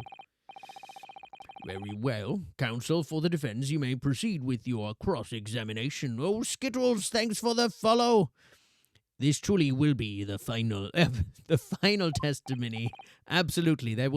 This is absolutely the final. There will be no change of it at all. They're completely telling the truth. There's no doubt about it, right? Nothing to hide. Absolutely nothing. Especially because they kept saying, like, oh, he will get us. E will get us. Like, whoever E is, right? Nothing. Not the emotes exploding from the judge's face. Yeah. Oh, dear. Yes, my lord. Okay.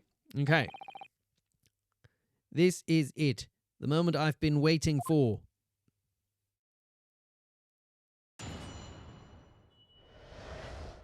Encounter with the victim. All right. Okay.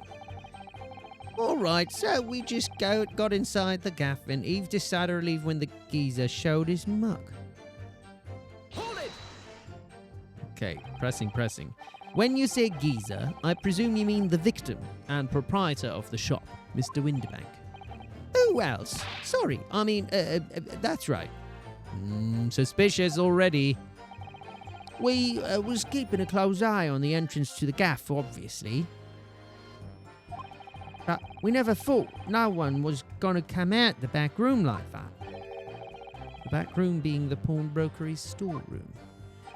Yeah, that must be where he popped up from. Only place he could have been. So, it would seem the victim was already in the storeroom when these brothers entered the premises. Which means Jenny must have been in there at that point as well. But that doesn't make sense, does it? If Gina had threatened Mr. Windibank into the storeroom with her at gunpoint, then why would he have emerged from the same room all alone when the brothers arrived? Oh, I don't know. Did you see the accused at that time? What? That Moltula? Couldn't tell you. No way, copper. We had bigger fish to fry then. I mean, the old geezer just lost it.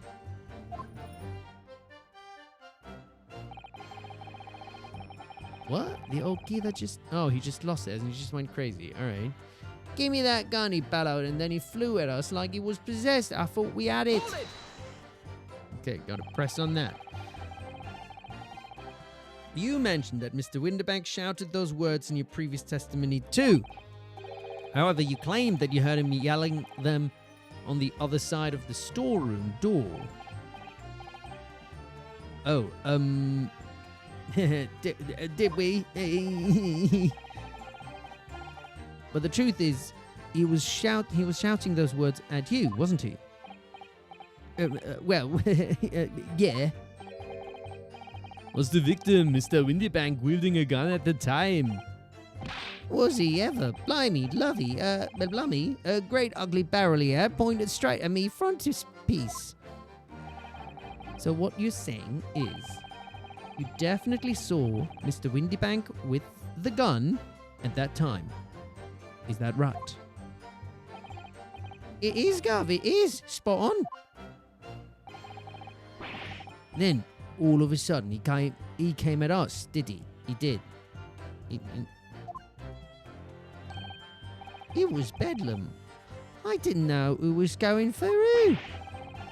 You were clearly all going for each other. Like Nash said, we thought we had it. I mean... Right. For an old geezer, the bloke was strong as an ox. He chucked me over the counter. Why would he chuck him over the counter? That doesn't even make any sense.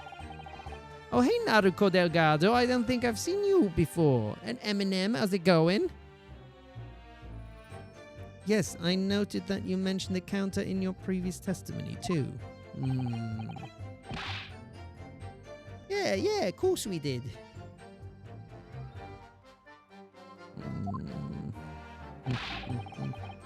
He knocked over a load of books, a candlestick, and some skull. Oh, Jesus.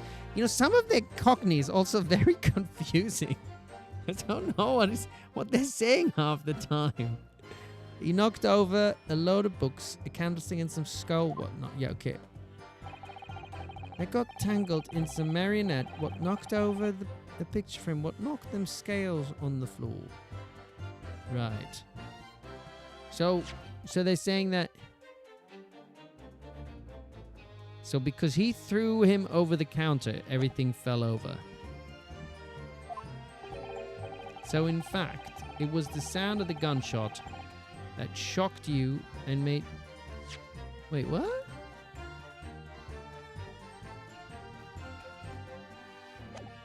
So in fact, it wasn't the sound of the gunshot. Oh, okay, it wasn't. Okay. Well, Big Brother here went flying over the counter like a gunshot, I can tell you. Then the old geezer pinned him. He did, Nash, he did. If you hadn't been there, the bloke would have flapped me like a blooming pancake in seconds. I can get an achievement with these two. Is that going to be a spoiler if you tell me? If it's a spoiler, then don't tell me. But if it's just something cute, then you can tell me. But if it spoils the solution or something like that, then or gives me the solution, then no. At the time in question, the alarm was raised. At the time in question, the alarm was raised at the local police station via a secret cable from the pawnbrokery.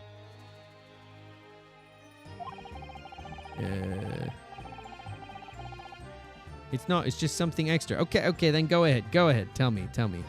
There's a button under the counter used to activate it, which was presumably pressed by the victim. Wait, what was that?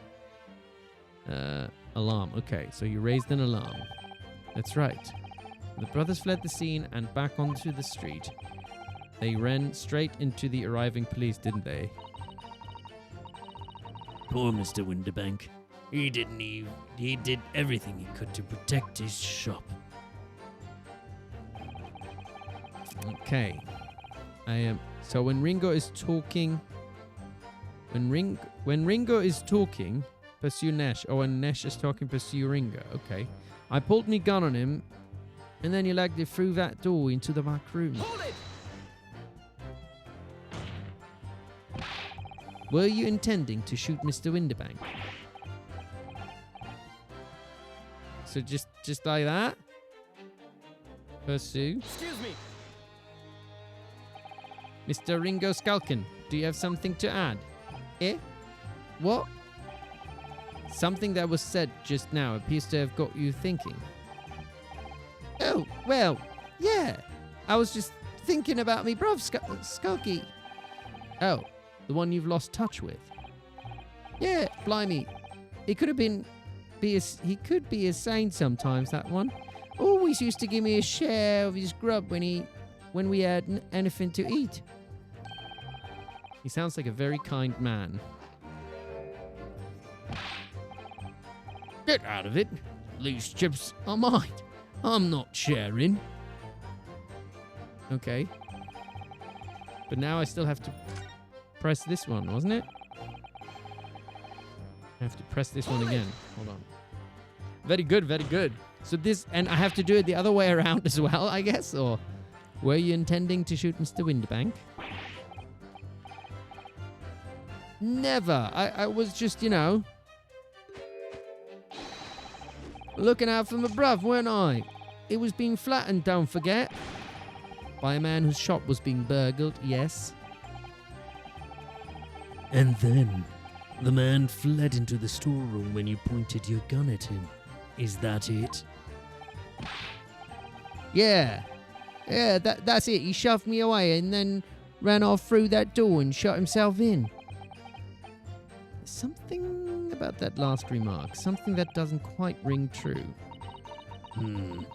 I wonder why Mr. Windibank ran away into the storeroom. What? Well, according to what everyone's saying, Ginny was in there waiting for him with a gun. Yes, that's right.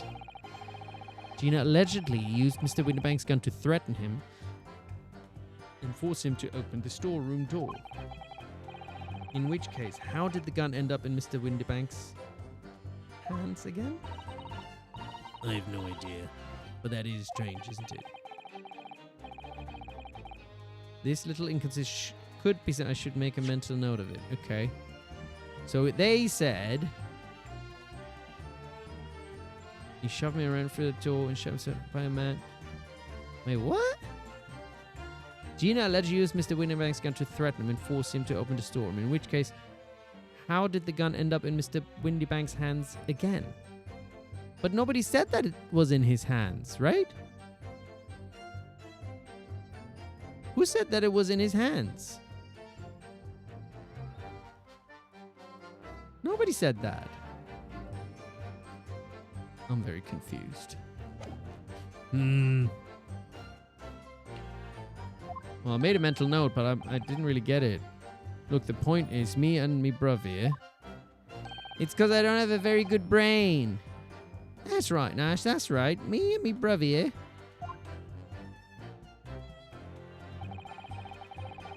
We never had nothing to do with killing him, that's what happened, I swear. You say you had nothing to do with it? Nothing at all. Okay, so I can now pursue this guy as well, eh? Pursue. Mr. Nash Skulkin, do you have something to add? Eh? What? Something that was said just now appears to have got you thinking. Oh, well, yeah. I was just thinking about me bruv Sulky. Oh, the one you've lost touch with. Yeah. Gore. It could be a right nasty piece of work sometimes, that one. Always used to nap me share of the grub when we had anything to eat. He does sound like a very mean man. Oi, what are you looking at me for, sunshine? Oh, look, I've got Sulky's story achievement, innit? Okay, I wanted to... Oh, I didn't press the last statement properly, though, yet, didn't I?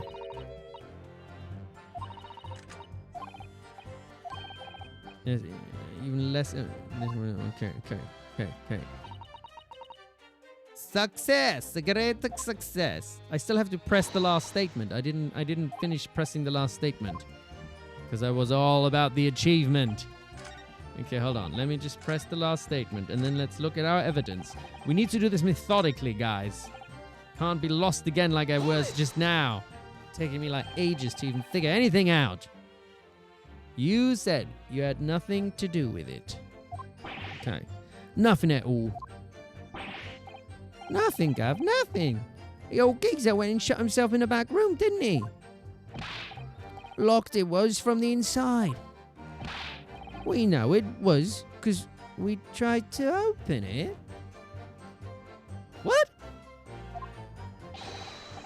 But it's a decent door, that one. Good and strong. Wouldn't budge an inch.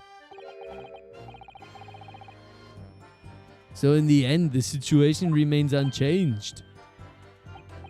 inside the storeroom with the pawnbroker, there was only one other person. The sole person who could possibly have shot the victim, the accused, Miss Gina Lestrade.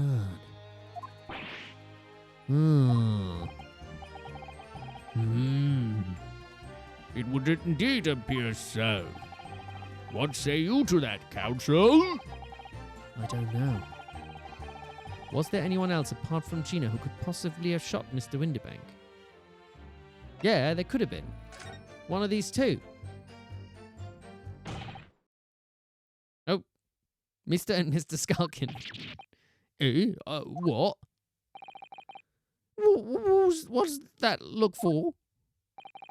From the moment you admitted that you'd encountered the victim face to face that night, the course of this trial changed completely. Oh, hello, Bacon Mud. How's it going?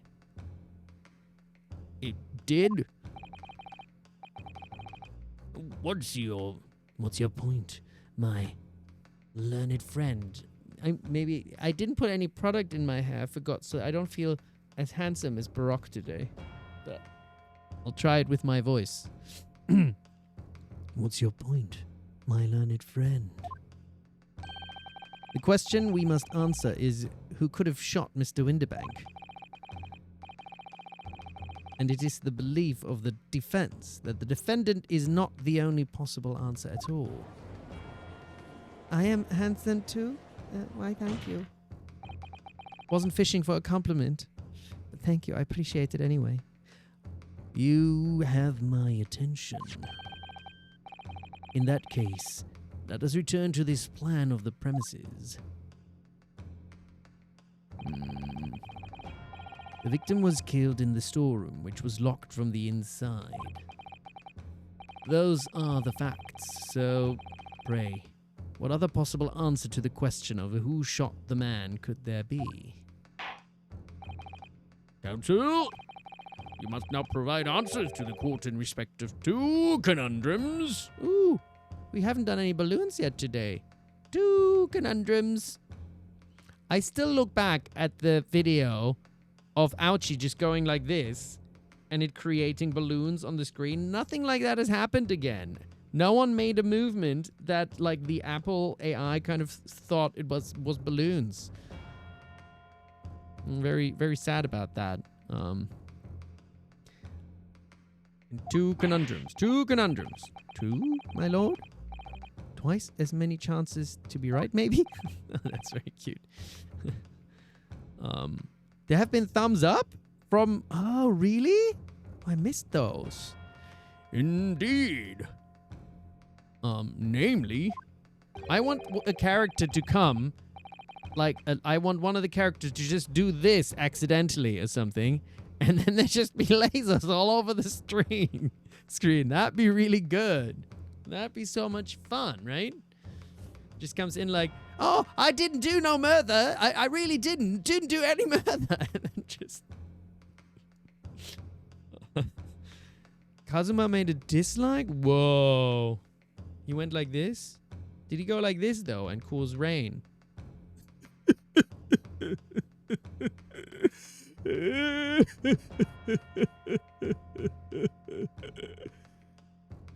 Sadness.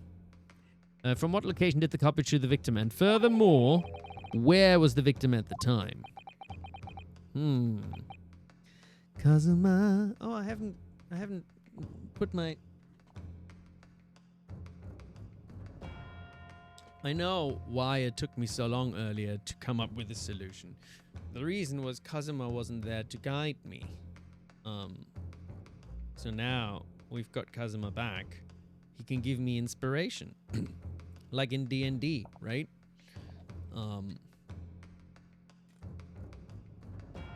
I get inspiration and I can make higher rolls when Kazuma is around to help me. So that's what's going on.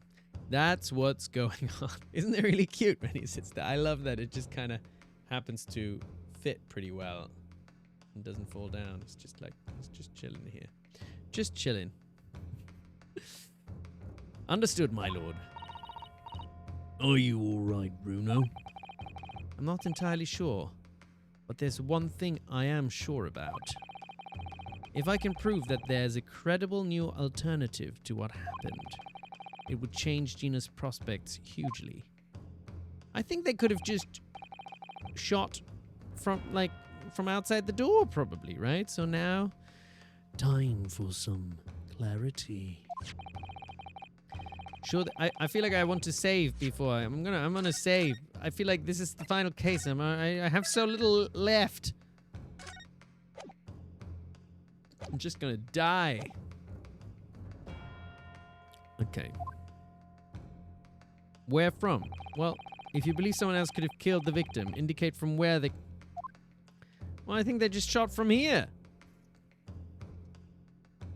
Take that! The defense believes that the culprit could have shot the victim from this location here. And in answer to the second question... What's the second question? Assuming the culprit fired from the location indicated, Where was the victim at the time? oh.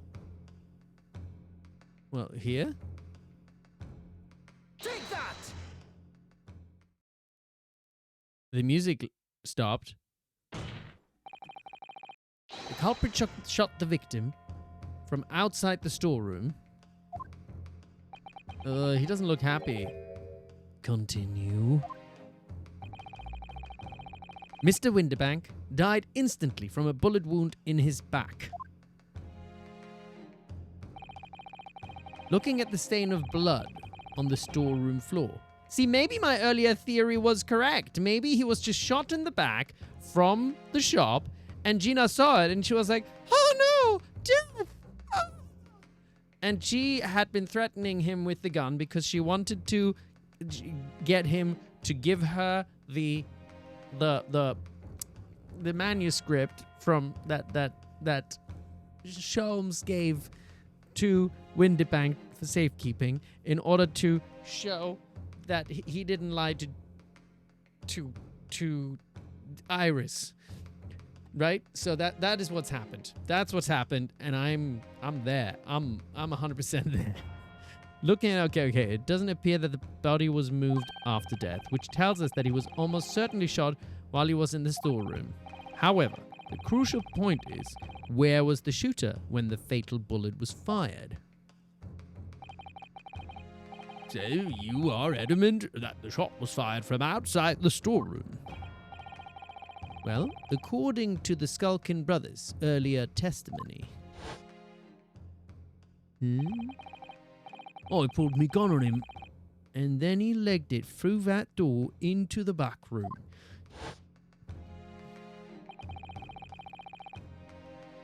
If Mr. Winterbank ran away through the door,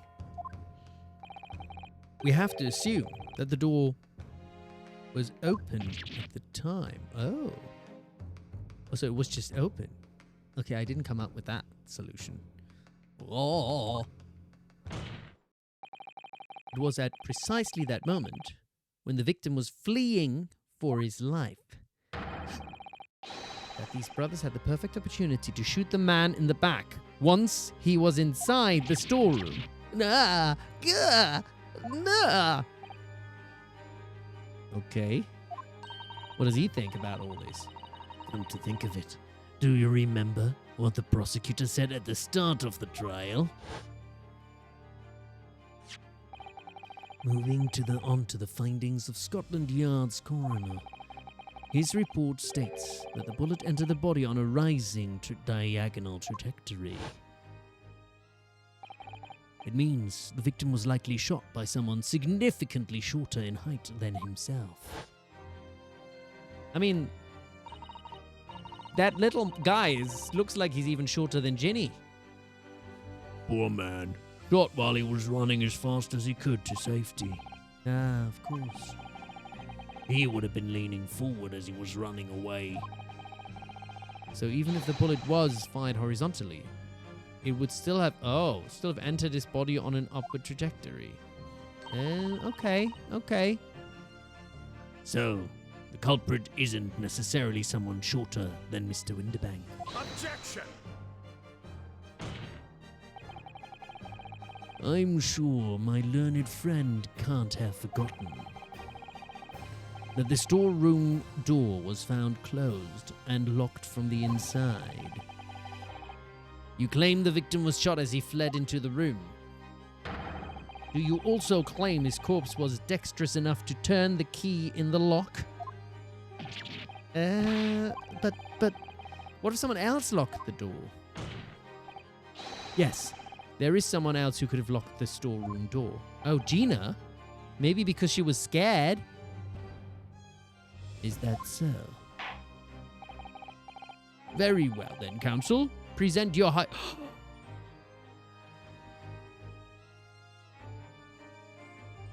I just had a thought. It's a sad thought, but this game is sometimes sad. Oh, look, it's Fumiya! What's up, Fumiya? How you doing?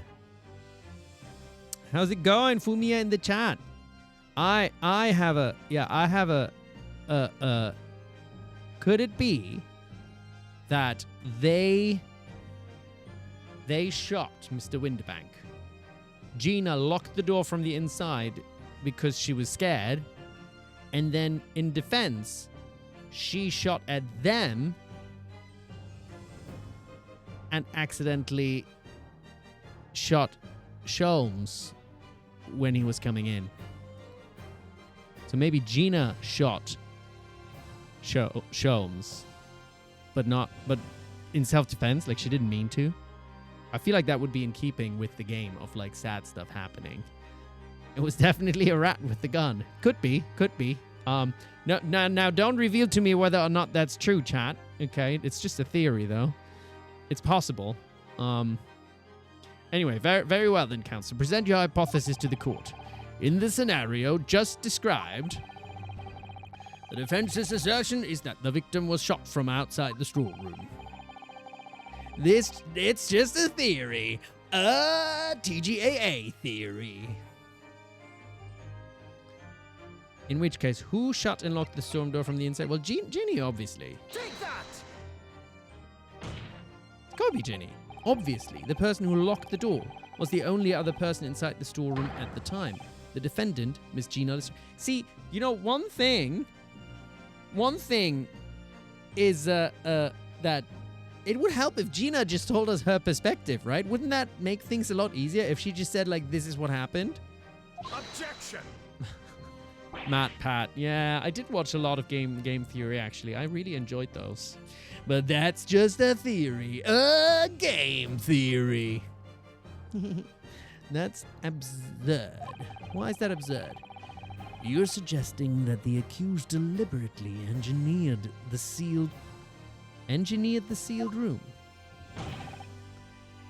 For what possible reason? Well, maybe because she didn't want to be shot by these two criminals. Such actions would only serve to tighten the noose around her neck. I am inclined to agree, I must say. Well, counsel?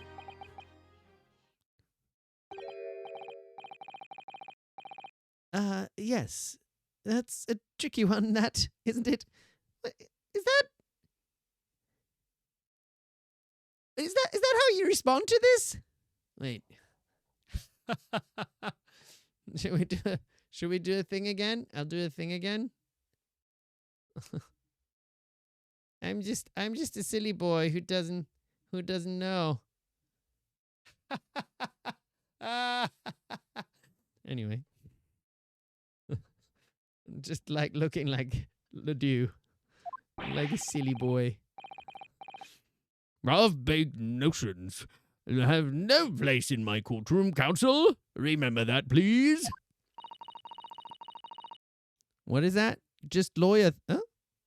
Wait, what just happened? There was a pinned message. And did I accidentally click it away? I didn't mean to click it away. I wanted to look at it, but now it disappeared. Oh, you hit the... You accidentally hit the button. I think it should... No, it wasn't an accident. It was very important. What was the... Just lawyer things. It needs to be pinned now. Just lawyer things. That's a very important message. It needs to be up there. It's very important. But of course, Ginny would have locked the door. It's okay. We can unpin it. I'm sorry. I don't mean to. Unpin. Just so that I can't. It almost goes without saying, doesn't it? It does?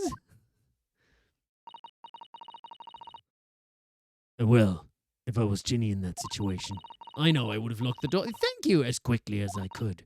I mean, Those two burglars had just fired a gun in her direction, hadn't they? Oh, yeah. See? I think we came to it much quicker than they did. Before the two brothers arrived, Mr. Strad and Mr. Winterbank were in the storeroom together. Now, I don't know what went on between them at the time, but and if my client told me, that would be really helpful. But at some point, Mr. Winterbank must have heard the intruders breaking into his shop and left the storeroom. Oh, Aim listens to. How's it going? Have I seen you today yet? Or have you maybe you've just turned up, I feel. Is that possible? Mr. Winterbank must have heard the intruders breaking into his shop and left the storeroom. Hello, Aim listens to. How's it going? Intruders, eh? That's us, bruv. if your theory is correct, that will leave the accused alone in the storeroom. Yes, it would. Then, probably, only moments later, the victim fled back through the storeroom door, hoping to escape danger. Bang. Hit in the back by the bullet, Mr. Winterbank fell to the floor where he was, just inside the storeroom. And what we have to ask ourselves now is, what would the defendant have done in that moment? Yeah, that's exactly what we said just now, right? I see where you're going with this. Outside the storeroom was a terrifying killer who had just murdered Mr. Winterbank. As soon as that thought struck Miss Lestrade, she slammed the door shut and locked it, in order to save her own life. Hold it! Wait, who was saying hold it just now? Who said that? Was that Nash? He can't say hold it. That's not allowed. But I mean, we ain't the ones who done it. We ain't, Gov. We ain't. You gotta believe us. I mean, come on. We'd never shoot no one. Objection! objection. That's blatantly untrue. I know for a fact that you would. Because before my own eyes, you shot Mr. Herlock. So, you saw that. Wait. Hold on. But their gun has only. There's only one shot that came from their gun. So if they killed Windybank, they can't have shot Sholmes also. Mr. and Mr. Skulkin, you brothers had every opportunity to have been the true perpetrators of Mr. Windybank's murder.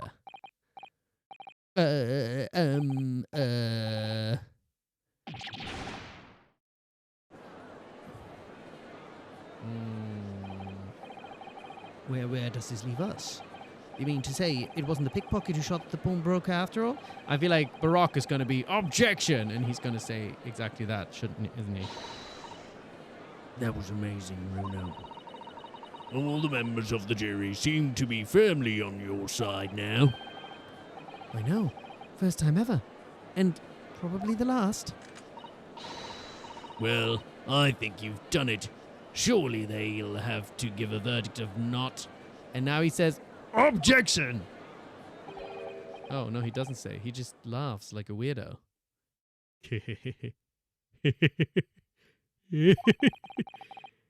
An admirable effort, my unlearned friend. I think I'm going to give him a different voice now.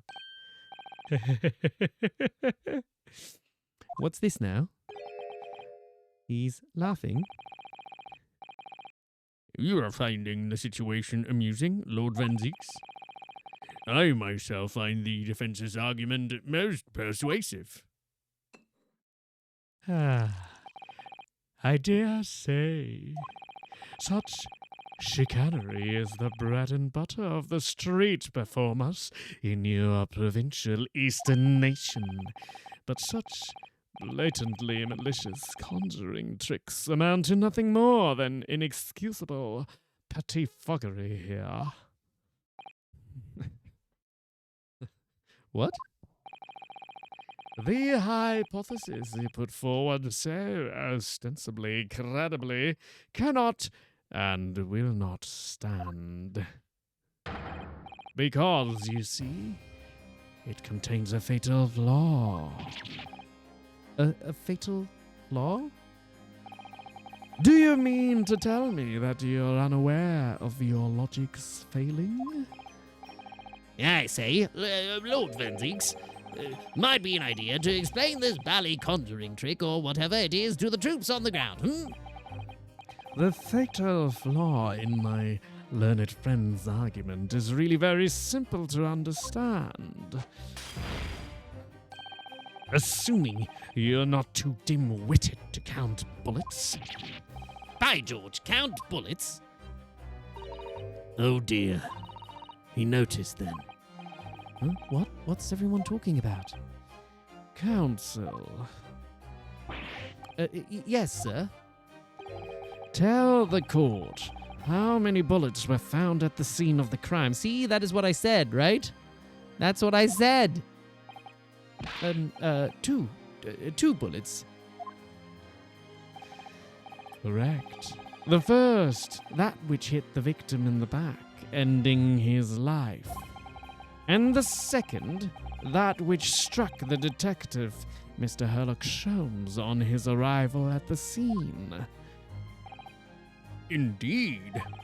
The defense presented a picture showing the damage caused by the second bullet earlier in the proceedings. The bullet which injured Mr. Sholmes appears to have passed through his body to strike the calendar. Your lordship understanding is correct. Furthermore, we know there are two firearms involved in the incident. The revolver belonging to the victim, Mr. Windybank, and the Skulkin brothers' revolver. The evidence shows that a single bullet was fired from each gun.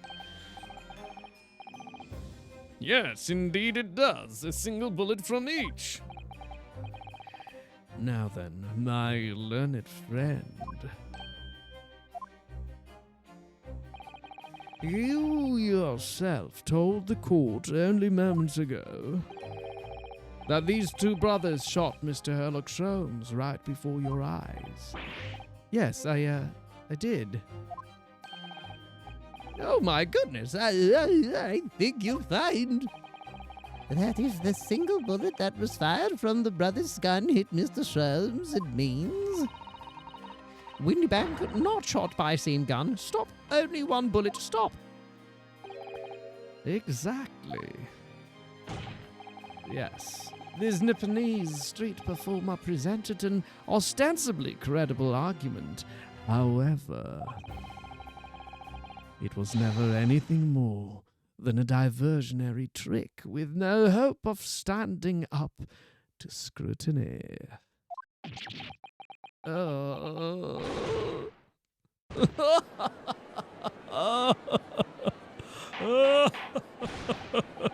Gay Dracula is exactly the vibe. Oh, is the chat divided about my new Barok? Barok after he had too many chalices. Yeah, I'll play around with it. A new voice. Is it better than Arnold? We can do a we can do a poll. Do we prefer Arnold or do we prefer the new Barok voice? But it doesn't mean, whatever your decision is, doesn't mean I'm going to do it, Oda. I saved him. I caught him. I didn't let him fall to the floor. I would never allow that to happen. Not again. Come here. All right. I saved his life. Yes, I did indeed. I wouldn't let Kazuma fall to the deep. He fell on the ground, then he would be dead, and that is not something I would accept. Kazuma, Kazuma, Kazuma, I let you live. Oh, Kazuma, Kazuma, Kazuma, I don't want to give in to your death. Kazuma, Kazuma, Kazuma, you have a place now. And that is right next to my mic, and that's how I like it from henceforth. Okay. Oda, Oda, Oda.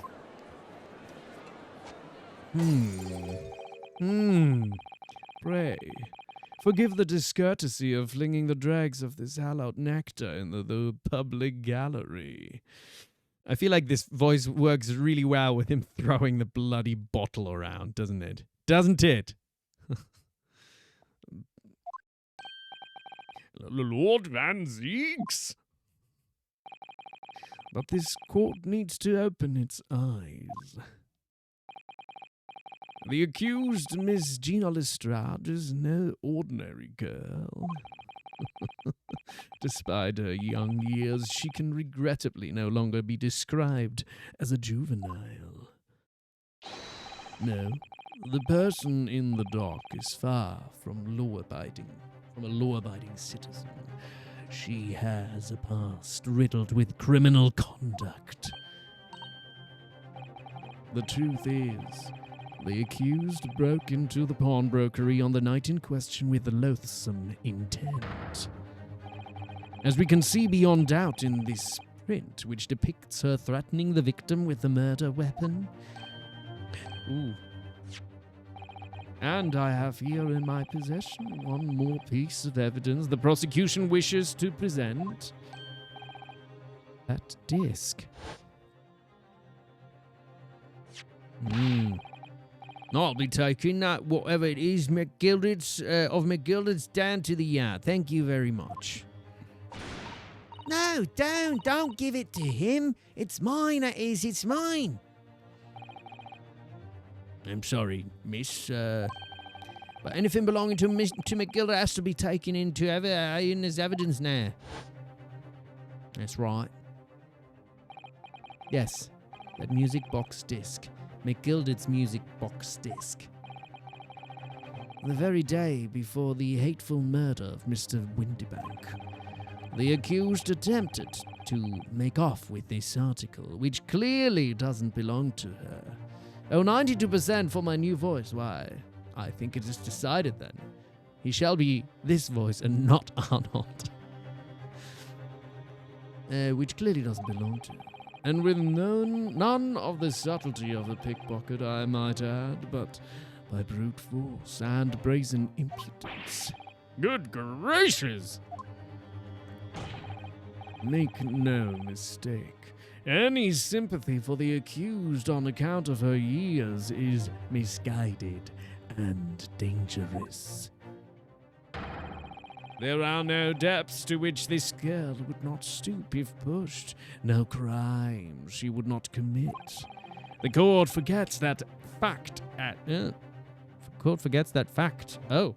that fact at its peril. I see. I think it would be prudent to take this music box disc into evidence, counsel. As a grim... Ooh! Lord Van Zeeks, I am... Inspector Gregson, what? Because I want to shoot the gun at the thing, and then we can find out whose blood it is. Inspector Gregson, what?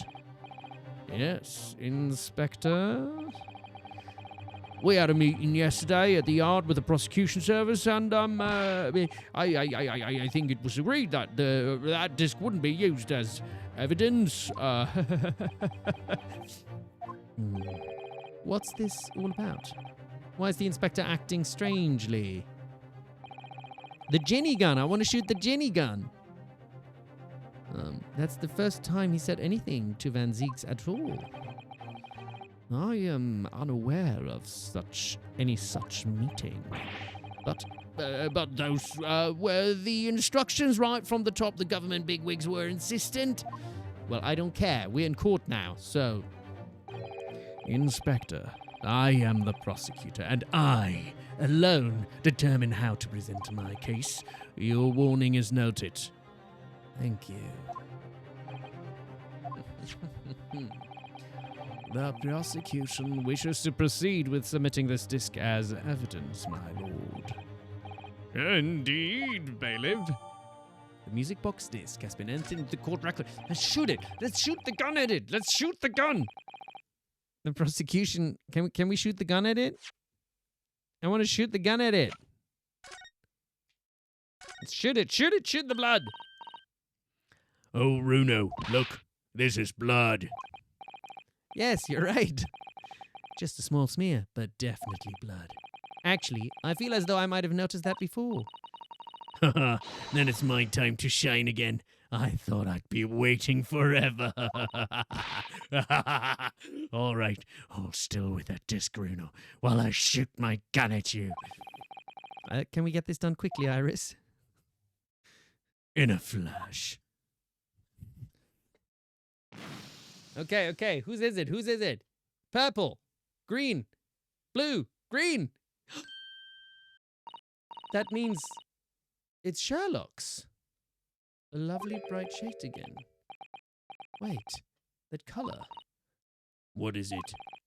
It's just that green. It's not the first time we've seen that color, is it? Yeah, it's... I mean, it should be Sherlock's. Is there something? Ooh, and we... Oh, we already knew this, right? To make gilded? For me gilded. That's the man yeah, I know who that is. Yes, or rather mistakenly defended. I wonder what his name is doing on the back of this disc. That's the question I'd love to know the answer to myself. So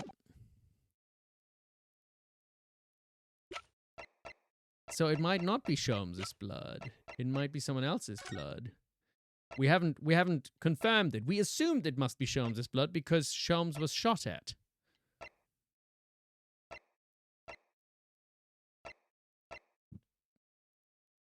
There isn't anybody else who was bleeding, right?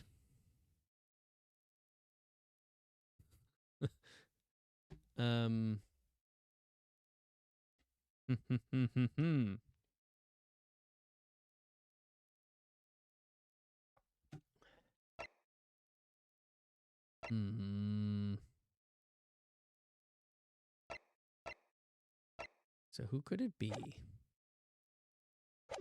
Well, at least we looked at it. The prosecution has established the accused's motive, opportunity, and baseness of character. There is nothing more to add.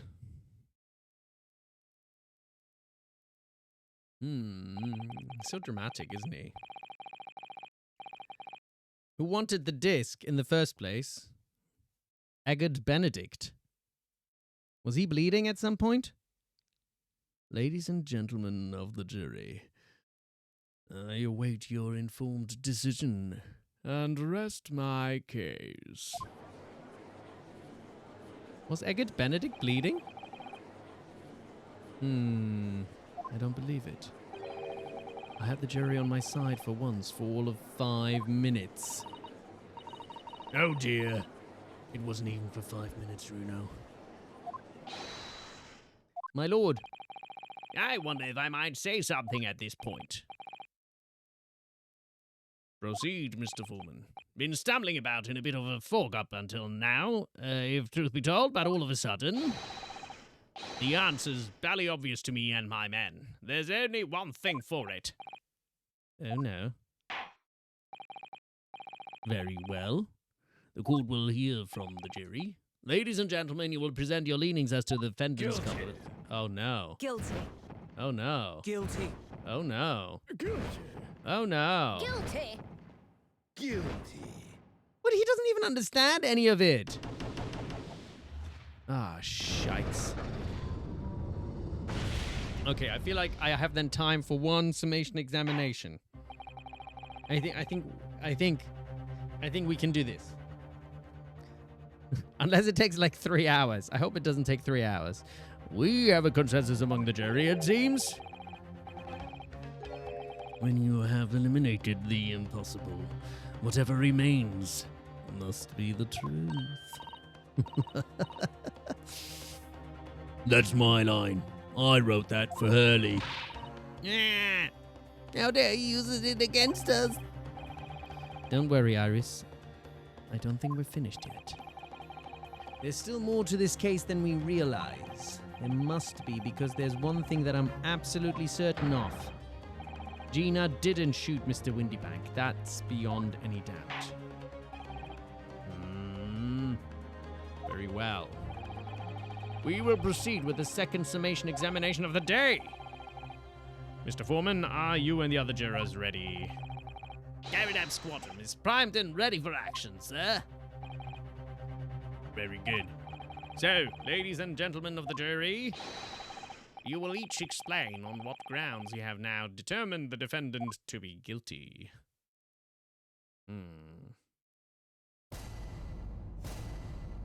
Judicial findings.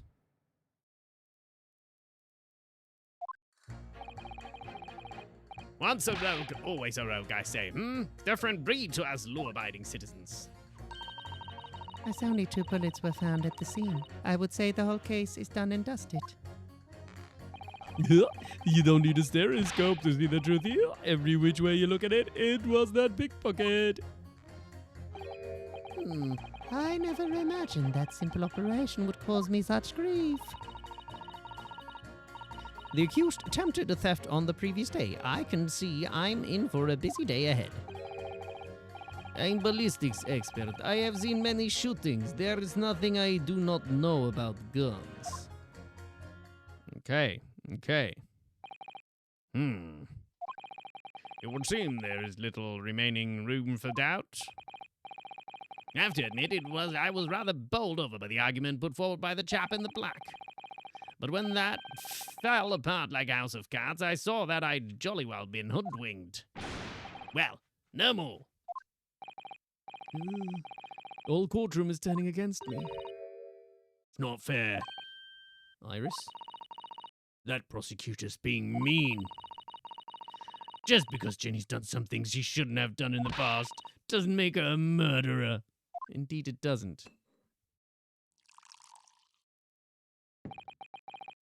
Allow me to savor this fruity vintage while I savor the spectacle of your fruitless debate on the matter.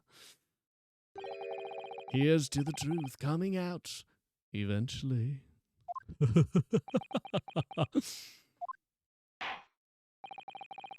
That's enough preamble. Counsel, proceed with the summation examination.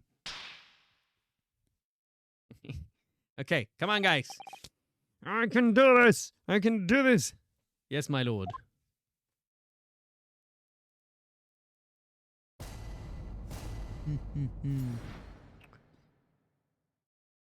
The defense's rebuttal. Oh, I only have 2 left. I have 2 lives left. Then I'll die. Once a rogue, always the... Do I already know which one to... I have to press them probably, but... Is there already 2 that I could... Every which it was that pickpocket. I know incision would cause me such grief. The accused attempted a theft on the previous day. I can see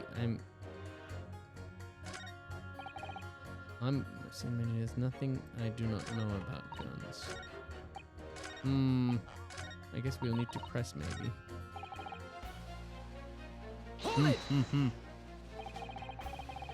Just because Miss Lestrade has a history of pickpocketing, she must be guilty of murder. Is that what you're saying? Ah, well. Are all members of the British Army so quick to judge? I beg your pardon? Are you mocking Her Majesty's Armed Forces, the greatest military organization in the world?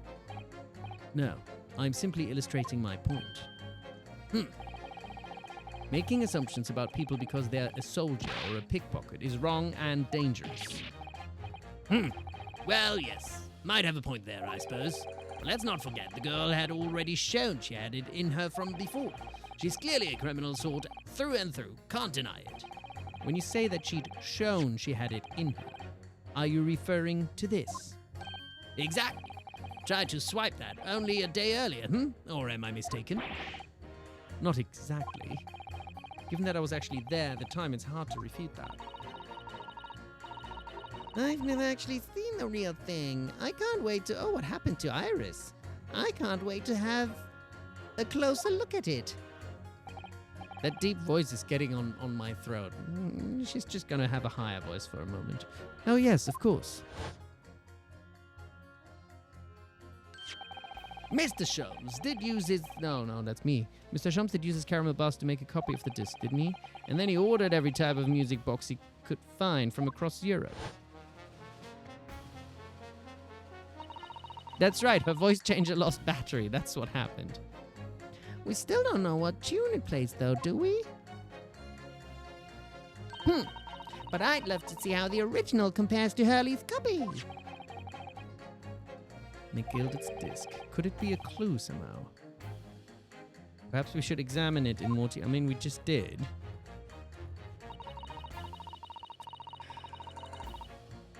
There's only 2 bullets. I would say the whole case is done and dusted. It's the number of bullets that has you convinced.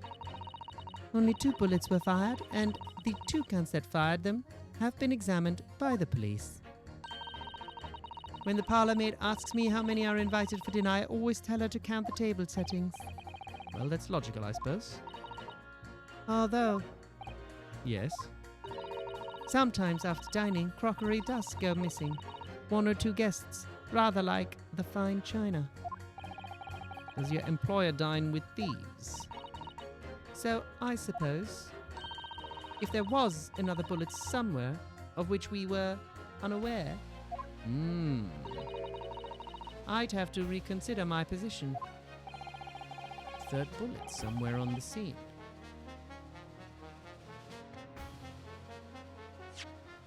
3rd bullet.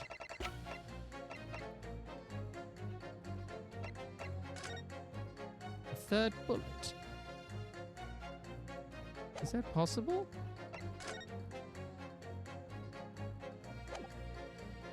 Wait, we have 1 bullet that went through.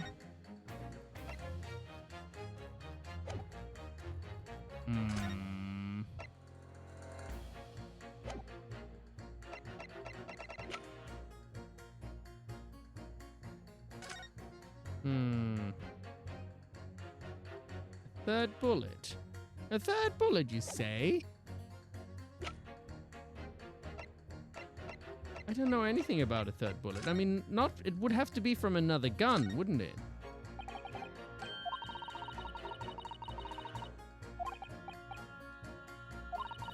That's right.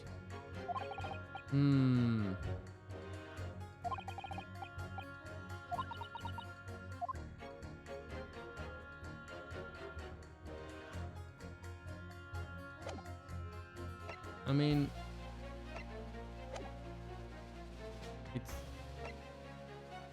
can I prove it?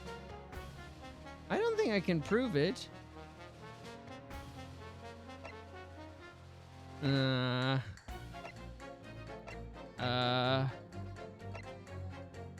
I don't. What happens if I say it's impossible? Am I gonna lose? I'm gonna save. I mean, I'm not saying it's impossible, but I just don't know. I don't think I can prove it. Can I? Can I prove? I don't think I can prove it. We have that. We have the 2 bullets. But this and this is the same blood. Why? What does this mean if this and this is the same blood?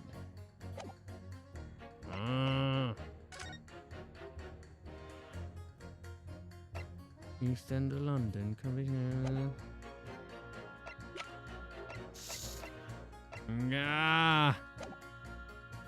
Okay.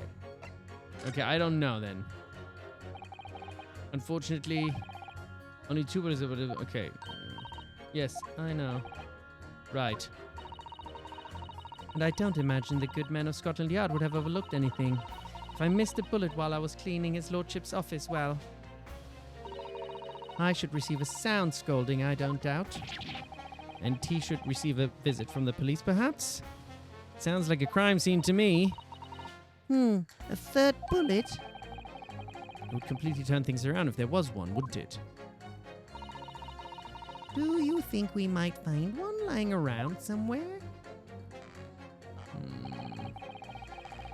You don't need the stereoscope. I see the truth here. So if I've understood correctly, you need two pictures. A left eye one, and a slightly different right eye. Wait, why are we doing this exactly? What? Exactly, and you can see the scene in 3 dimensions like this. So, if we have 2 bullets, I don't suppose you can see anything useful with them? What? I think you'll find that no matter how much you squint, the truth of the situation always looks the same here. The only person who could have shot the victim is that girl in the dark. How can you be so sure of that? Think about it. The Skulking brothers shot the great detective, didn't they? Yes, that's been mentioned once or twice. Well then, surely it's coming into focus now, isn't it? This is a waste of time. I'm not going to change this man's mind anytime soon. Okay, I never imagined a simple operation would cause me such grief. Would you please stop muttering about things that have nothing to do with this trial, sir? The defendant's life is on the line here. Well, the thing is, I couldn't really say that it is nothing to do with this child, to be honest. What? Huh? I mean, there's no question that the man was shot, but the bullet had simply vanished from his stomach? It's quite inexplicable, don't you think? What? I almost don't want to ask, but this surgery you would have... Oh, so he operated on Sholmes? What was the fellow's name now? Hairlock? No. Hairlock? Oh dear. Herlock Sholmes, by any chance? He may have lost his scalpel in Herlock? Oh dear Lord. Yes, good Lord. It was that Hairlock fellow. What? You're the surgeon that operated on Mr. Sholmes? That's right. Using the very latest anesthesia techniques, I might add. It was a fairly major op, I can tell you. This is crazy. Let me see. The fellow was brought in not long after midnight, if I remember correctly. They said he'd been shot by some criminal or other, so I opened him up like a shot. But the funny thing is, I went over his insides with a fine-tooth comb and couldn't find the bullet anywhere. So I'm afraid I had to throw up my hands and just stitch the fella back up. I hate to state the obvious, but Yes? surely that's because the bullet is still at the scene of the shooting. The counsel for the defense is correct, as is clearly shown in this photographic print. The bullet that the Skulkin brothers fired at Mr. Sholmes hit him in the stomach region, then exited his body and lodged into the shop where the calendar was hanging by the door. But it's quite high up, isn't it? I think you'll find it's really quite simple if you just consider the problem 3-dimensionally. Here? Who do you think I am, son? Well, juror number 4 is about the best I can do. As soon as I saw the wound to the man's stomach, I flipped him over. Like a pancake? Are you saying that you checked his back? Of course I did, and there wasn't a trace of injury. No sign that the bullet had left the body at all. What? That's the point. The only logical conclusion was that the bullet was still somewhere in the man's innards. Which is exactly why I set about slicing him up. And I'm still none the wiser, even now. How many times do I have to say it? Can somebody please explain how it happened? Can somebody please solve the mystery? It's almost as much of a mystery as how this jury was put together. Wait, what? Where's an expert when you need? Hold it! Mr. Sholmes' surgeon is on the jury. I've experienced some coincidences recently, but this is ridiculous. Even Dio is kind of like, who wrote this shit? This doesn't make any sense. It's like, that's crazy. How could you? Nobody could come up with a harebrained idea like this. That is not what. It's impossible. Pish posh. I'm as surprised as anyone. But there's no question that Mr. Sholmes was shot. Well, that's what the police told me when they brought him in. How bad were his injuries, Doctor?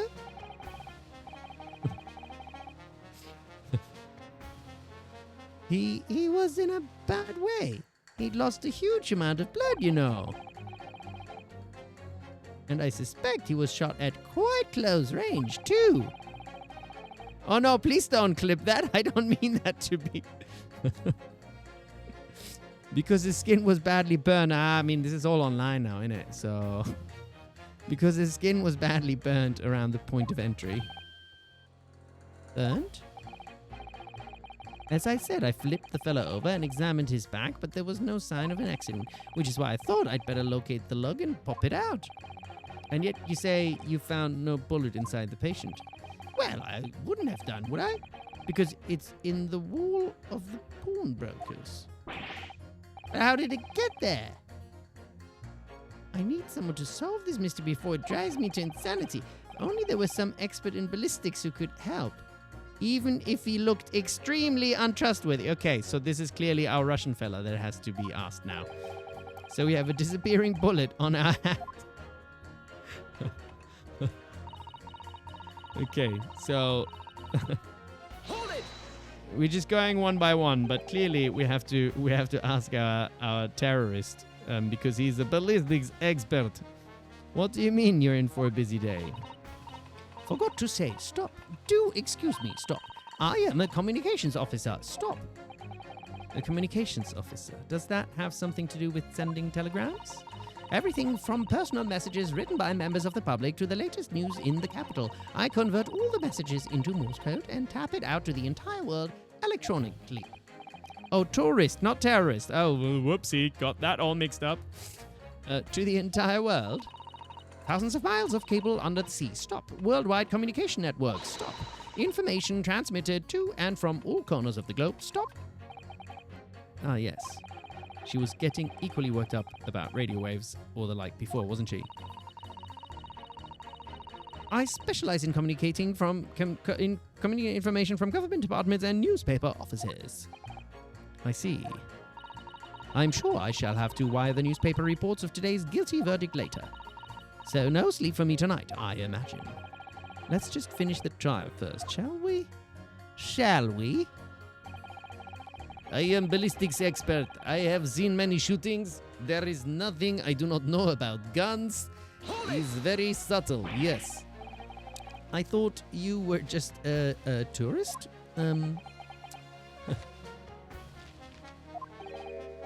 Good day. I am visiting London for sightseeing. I would like to take a bus to Crystal Tower, please. There's no way he's just a visiting tourist. So, you're a ballistics expert. Who knew? I have much experience with guns. Ah, I have lived through many, how do you say, extreme, violent bath of, blood of, Extreme violent bloodbaths, perhaps? Those extreme violent bloodbaths. let the mouse go. English is very difficult tongue. Considering the sort of people you associate with, I'm surprised you still have a tongue. Ooh, gosh. Really read him there, did he? Anyway, if you have questions about bullets and guns, you ask me. There is nothing I do not know, no mystery I cannot solve. He's very confident in his knowledge of guns, that's for sure. But, if possible, please, only in the Russian language. Oh. He's not very confident in his knowledge of English, though, is he? No, still, we should bear it in mind. He's our man if there's a mystery about guns or bullets. Well, yeah, we have a mystery about guns or bullets. Ben Zeeks has managed to convince everyone. We have eliminated the impossible, he said, but he hasn't. If we're going to fight back, we need more material. And we have to fight back. We have to turn this trial around again. Okay.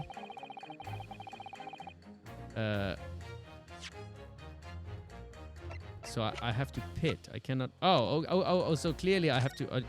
sorry, I forgot what I'm doing here. Okay. So obviously I have to pit those two with each other. Objection! I mean, I don't know if they contradict. Those two statements clearly contradict the idea that all I do is pit jurors against each other. Oh, a ballistics expert. Also, this pitting against each other is not quite. So sometimes it's also about if they relate to each other, I guess. Oh, a ballistics expert. Pitting, P-A-T-T. On the night in question, Mr. Sholmes was shot by one of the Skulkin brothers. But since there was no sign of an exit wound on his back, we must assume the bullet didn't pass through him. However, no bullet was found lodged in Mr. Sholmes' body either. Furthermore, the bullet was found lodged in the wall of the shop where Mr. Sholmes was shot. Juror number 6. Hello, my name is Villain. Pleased to meet you. This apparent contradiction in facts that is so clearly troubling juror number 4. Are you able to explain the mystery? I have seen very similar situation in Motherland. It was night. There was blizzard. I was running away along mountain road in freezing cold. Golly! The snow was piling high on both sides of the road. It was very narrow and dangerous. My pursuers had hunting rifles and they were on dog sleds. Mental note, don't ask too many questions. I was shot from behind and I fell down in snow. And this situation was very similar to what I hear today from doctor.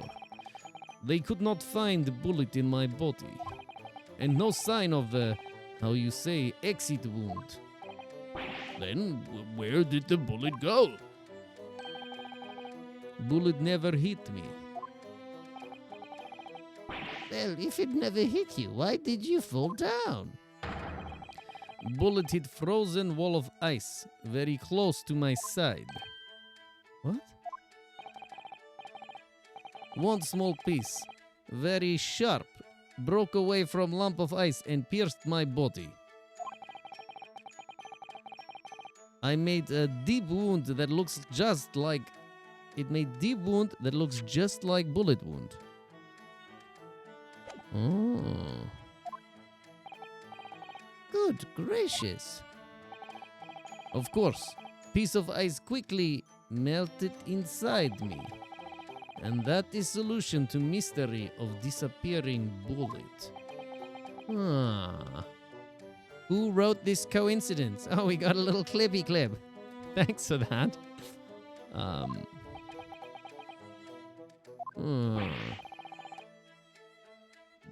But that doesn't answer the question at all.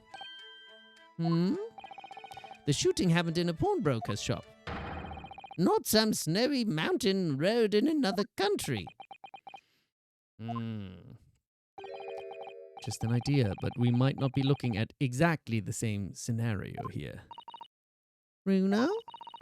Where exactly was Hurley shot again?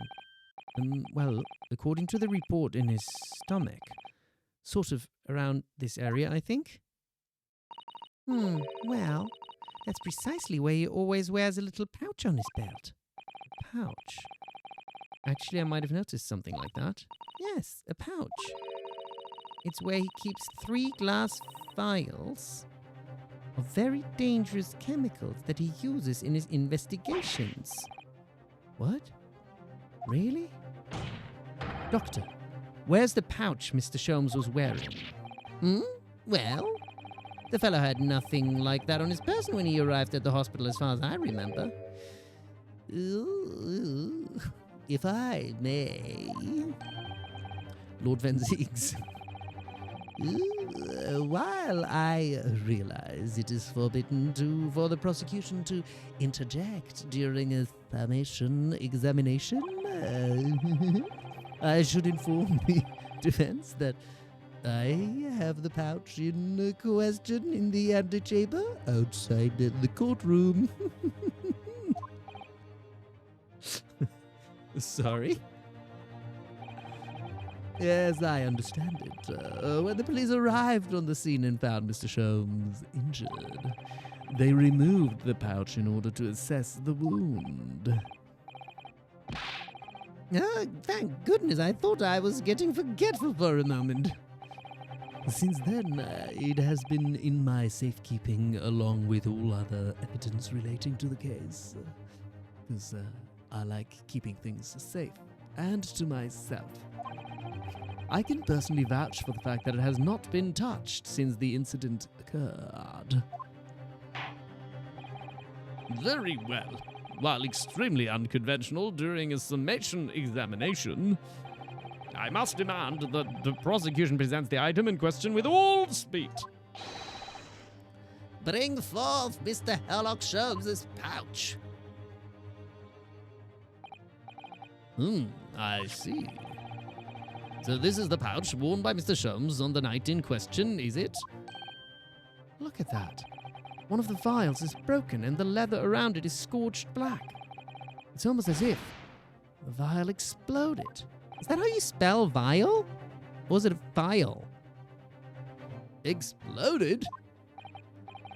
Hey Graham, what's going on? Oh yeah, I'm definitely winning. Winning at everything, never dying, never getting anything wrong. So that night, the bullet from the Skulkin brothers' gun struck Mr. Sholmes' pouch. And it was the glass vial exploding that caused the fellow's injury. This bullet did not penetrate victim, but was deflected into wall of shop.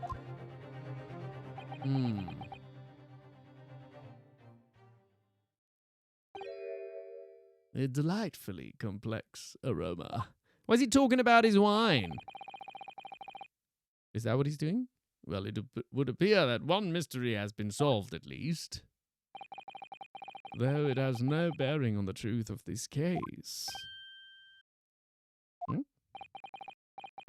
The bungling and burgling brothers shot the detective, and the accused shot the pawnbroker.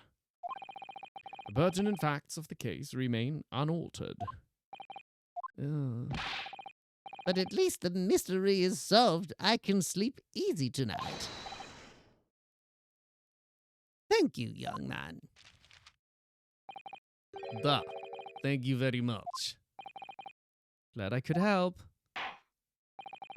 Due to its bearing on the conundrum to solve, the court will sequester this scruffy pouch as evidence. Yes, we need to analyze it. Harley's pouch isn't scruffy. Because maybe...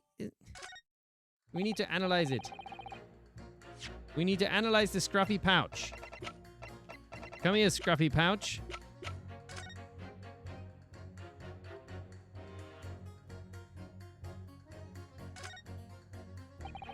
Oh, look. There's a hole here at the back. Doesn't look much like a bullet hole, but clearly something's ripped through the leather with great force. Something must have pierced it somehow to have left this hole behind. Yes, it looks that way. Mr. Sholmes and his pouch both took a beating, didn't they?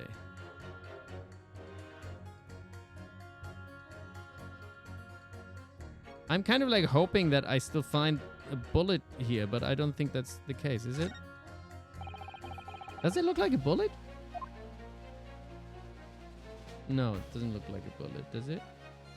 Isn't that a bullet? There's a bullet right here. There's a bullet.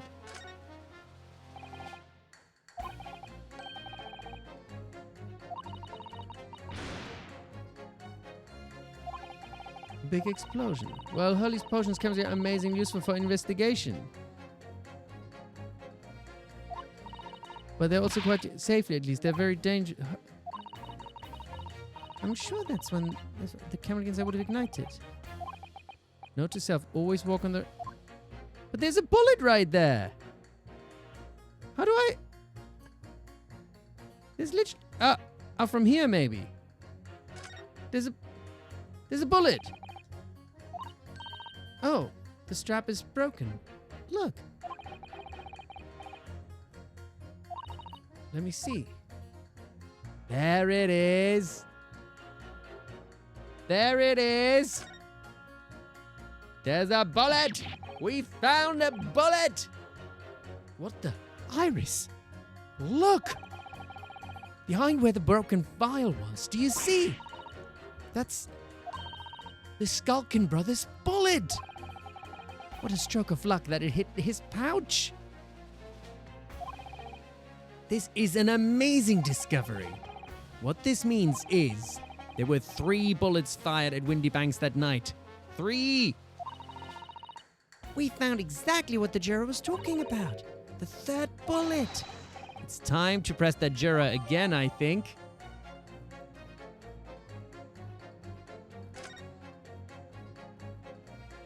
Bullet! Oh, what's up, solid gold skeleton? Bullet indeed! Ooh, that's a cute emote also. Is that because it's pointing? It's pointing. It's doing an objection point. Welcome, welcome. Oh, what's up, Reborn P27? I don't know if I've said hi to you today. I think I've just spotted you. Hope you're well, hope you're well. And Caro, how's it going? I think same here. Okay, now the Summation Examination. Oh yes, sorry about the ads. Ads just doing ad stuff, innit? It would appear the defense is somewhat struggling to alter opinion. No, I'm not. Please, my lord, a little more time. After all, that's a new piece of evidence. No worries, no binge rendering. Does it mean you render stuff yourself also? Is that something you do? Like a 3D render person or something like that? And you can't afford to overlook anything here. Well, yes, I have the bullet. I found the 3rd bullet. But how do I have to pit them because I can't...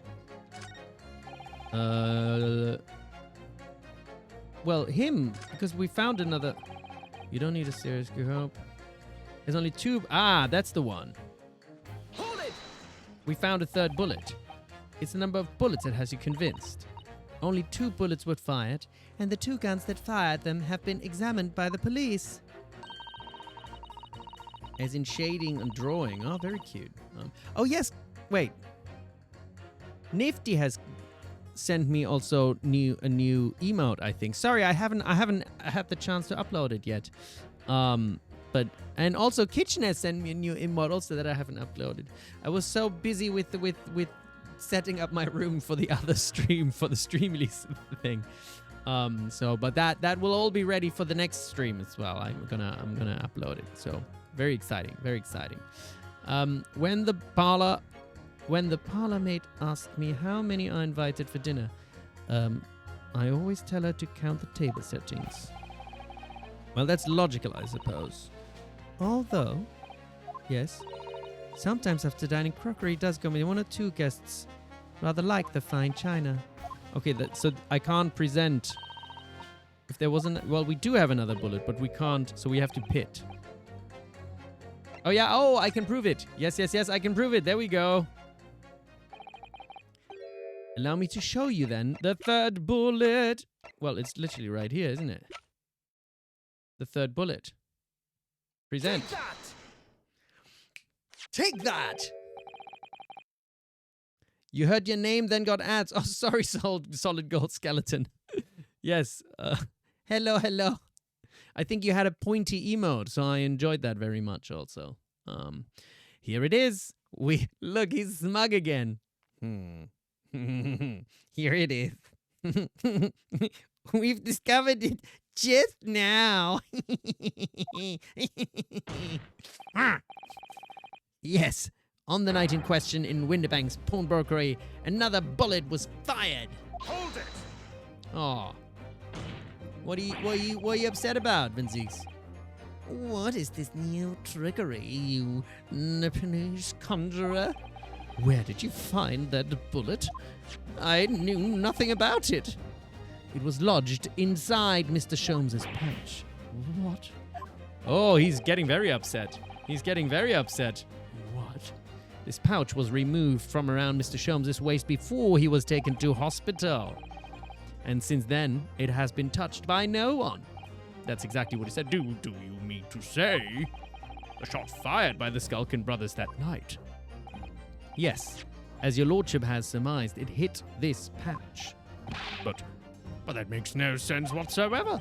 We already know the whereabouts of the bullet fired at Mr. Sholmes. It's clearly visible in this photographic print. Yeah? 2 guns from the scene have already been submitted into the court record as evidence.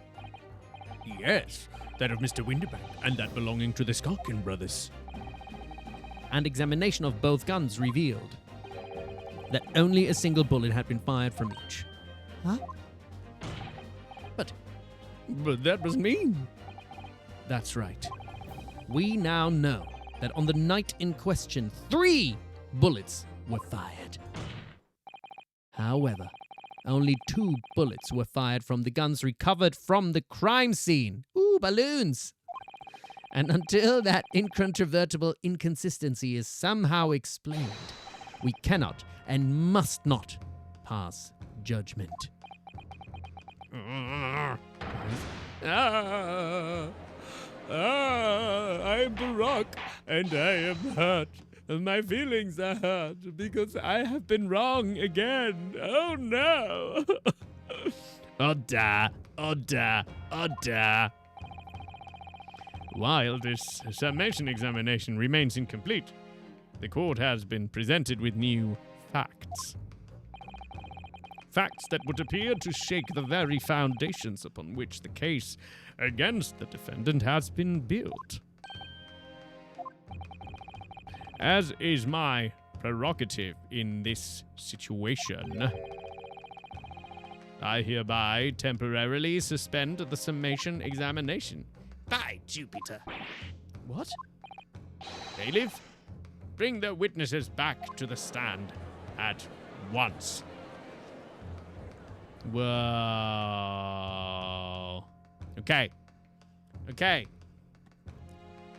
I think now that we've figured out the summation examination, I think is a good place, because I actually didn't want to do another 3 hours, but now I've made 3 hours. So I think I'm gonna, because I assume this is gonna be like this is a long case, so there's still a lot of stuff to do before we make it to the end. So I think I'm gonna stop the playing at this moment. I'm gonna save, because that's what happened last time, that my computer crashed, right? And we don't want this to happen again. 3 hours plus the signing, exactly. So I think this is a good moment to call it for now. And I can make myself big again. I can make myself the judge in this. How about that? How do I just a little bit bigger? I'm the judge. I'm the judge. Who are you? This is my courtroom, and I am the judge. Oh, this is. It's just me. It's just me here. It's just me here, Judge Mark. That is me, and together with our little Cosma. What's going on? Gosh, what a day it was. Thank you all ever so much. It's been, like 4 hours of streaming, and thanks for sticking with me. Also, like, all the people who joined my Streamily signing and, just watched me kind of very concentratedly try to not misspell things. Really, really appreciate it, and purchasing things from me. I mean, like, I'm still ever so grateful and overwhelmed that people are willing to to support me like that, and because it means a lot to me, and I'm really enjoying just sharing this game with all of you, and continuing to play and getting to know some of you and stuff, and thank you for the lurkers that enjoy just watching me from behind. Thanks for the cheers. AIM listens to, appreciate it, and all the subs, and my wonderful mods who continue to be amazing and awesome. And yeah, thank you ever so much for sticking with me on this wonderful journey that I'm going on. In this new endeavor of streaming and YouTubing and whatever. Maybe I'll do some I still have to find the time to do some dedicated YouTube videos and shit like that. But I think I kind of want to. I think that'd be really fun. Was fun stopping by for the first time. Solid Gold Skeleton. Yeah, thank you very much for stopping by. And all the regulars as well. AIM listens to Chrysanthemo, Leox, thank you very much. And Nifty Mykonox, Very Weird Creature, all you lovely people, dearly beloved as well. Eminem, what's going on? You know what would be funny? I think it would be hilarious if Eminem here on Twitch is actually like the Eminem, like that would be really cool if Eminem is actually just a really big fan of Great Ace Attorney. So I mean, is it you, Eminem, like the rapper? That'd be really that'd be amazing, Rogue Jelly 2 and Skittles Paradise. Kazuma Sogi, thank you, Poggy Pocket, my wonderful supporter. I really appreciate the gift subs and everything also. And your print will be on its way soon, very, very soon. On next Wukong stream will be on Wednesday, and then I should be able to do another Thursday stream as well. I do have a busy couple of weeks coming up actually with voiceovers and some other jobs and stuff like that. So I'm gonna if I will keep my schedule updated on Twitch if there's any cancellations or anything. But I think this week should be okay. Yeah, if any changes come up, I'll tweet about it, I'll post about it, and I'll put it on the thing and on the Twitch schedule. So yes, it's good. It is a busy few weeks actually, which is very exciting. Oh, Skittles, your birthday is on Thursday. Oh, I don't know where you're from. I would wish you a happy birthday in advance if that is something you would like. But also where I'm from in Germany, one should not do that. So I hope you have it's bad luck in Germany if you weren't around for when I mentioned that last time. So so as in yes, you would like me to wish you. In Germany, what you do is you basically say I hope you have a very nice birthday, basically, but you don't say the thing. You don't wish someone happy birthday before the birthday happened. So that is like a cultural thing for me. But if it's not for you, then I can wish it to you. So this was very convoluted by me, right? But I hope you have a lovely birthday, whichever way it is. You feel like that. Anyway, I'm getting all tongue-tied and stuff, aren't I? Do you want Mark to curse your birthday in his culture? No cursing. No cursing. Nobody shall be cursed. Happy birthday to you. I hope it will be very happy. No cursing. I'm so confused.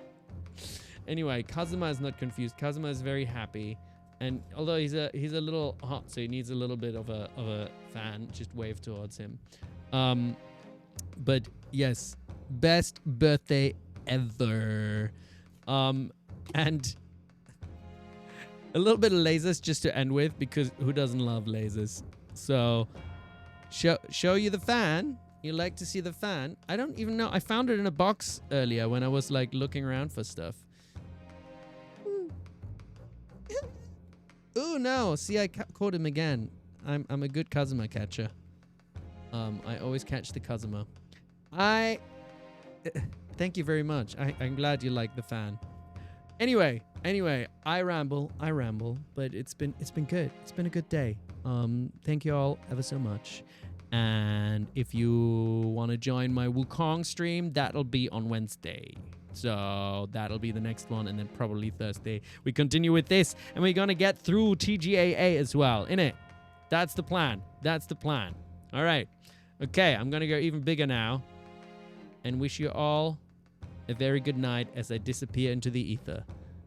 Am I doing the right one? This one. Goodbye, my lovers. Goodbye, my friends. It has been a good one. It has been a good stream. Bye-bye.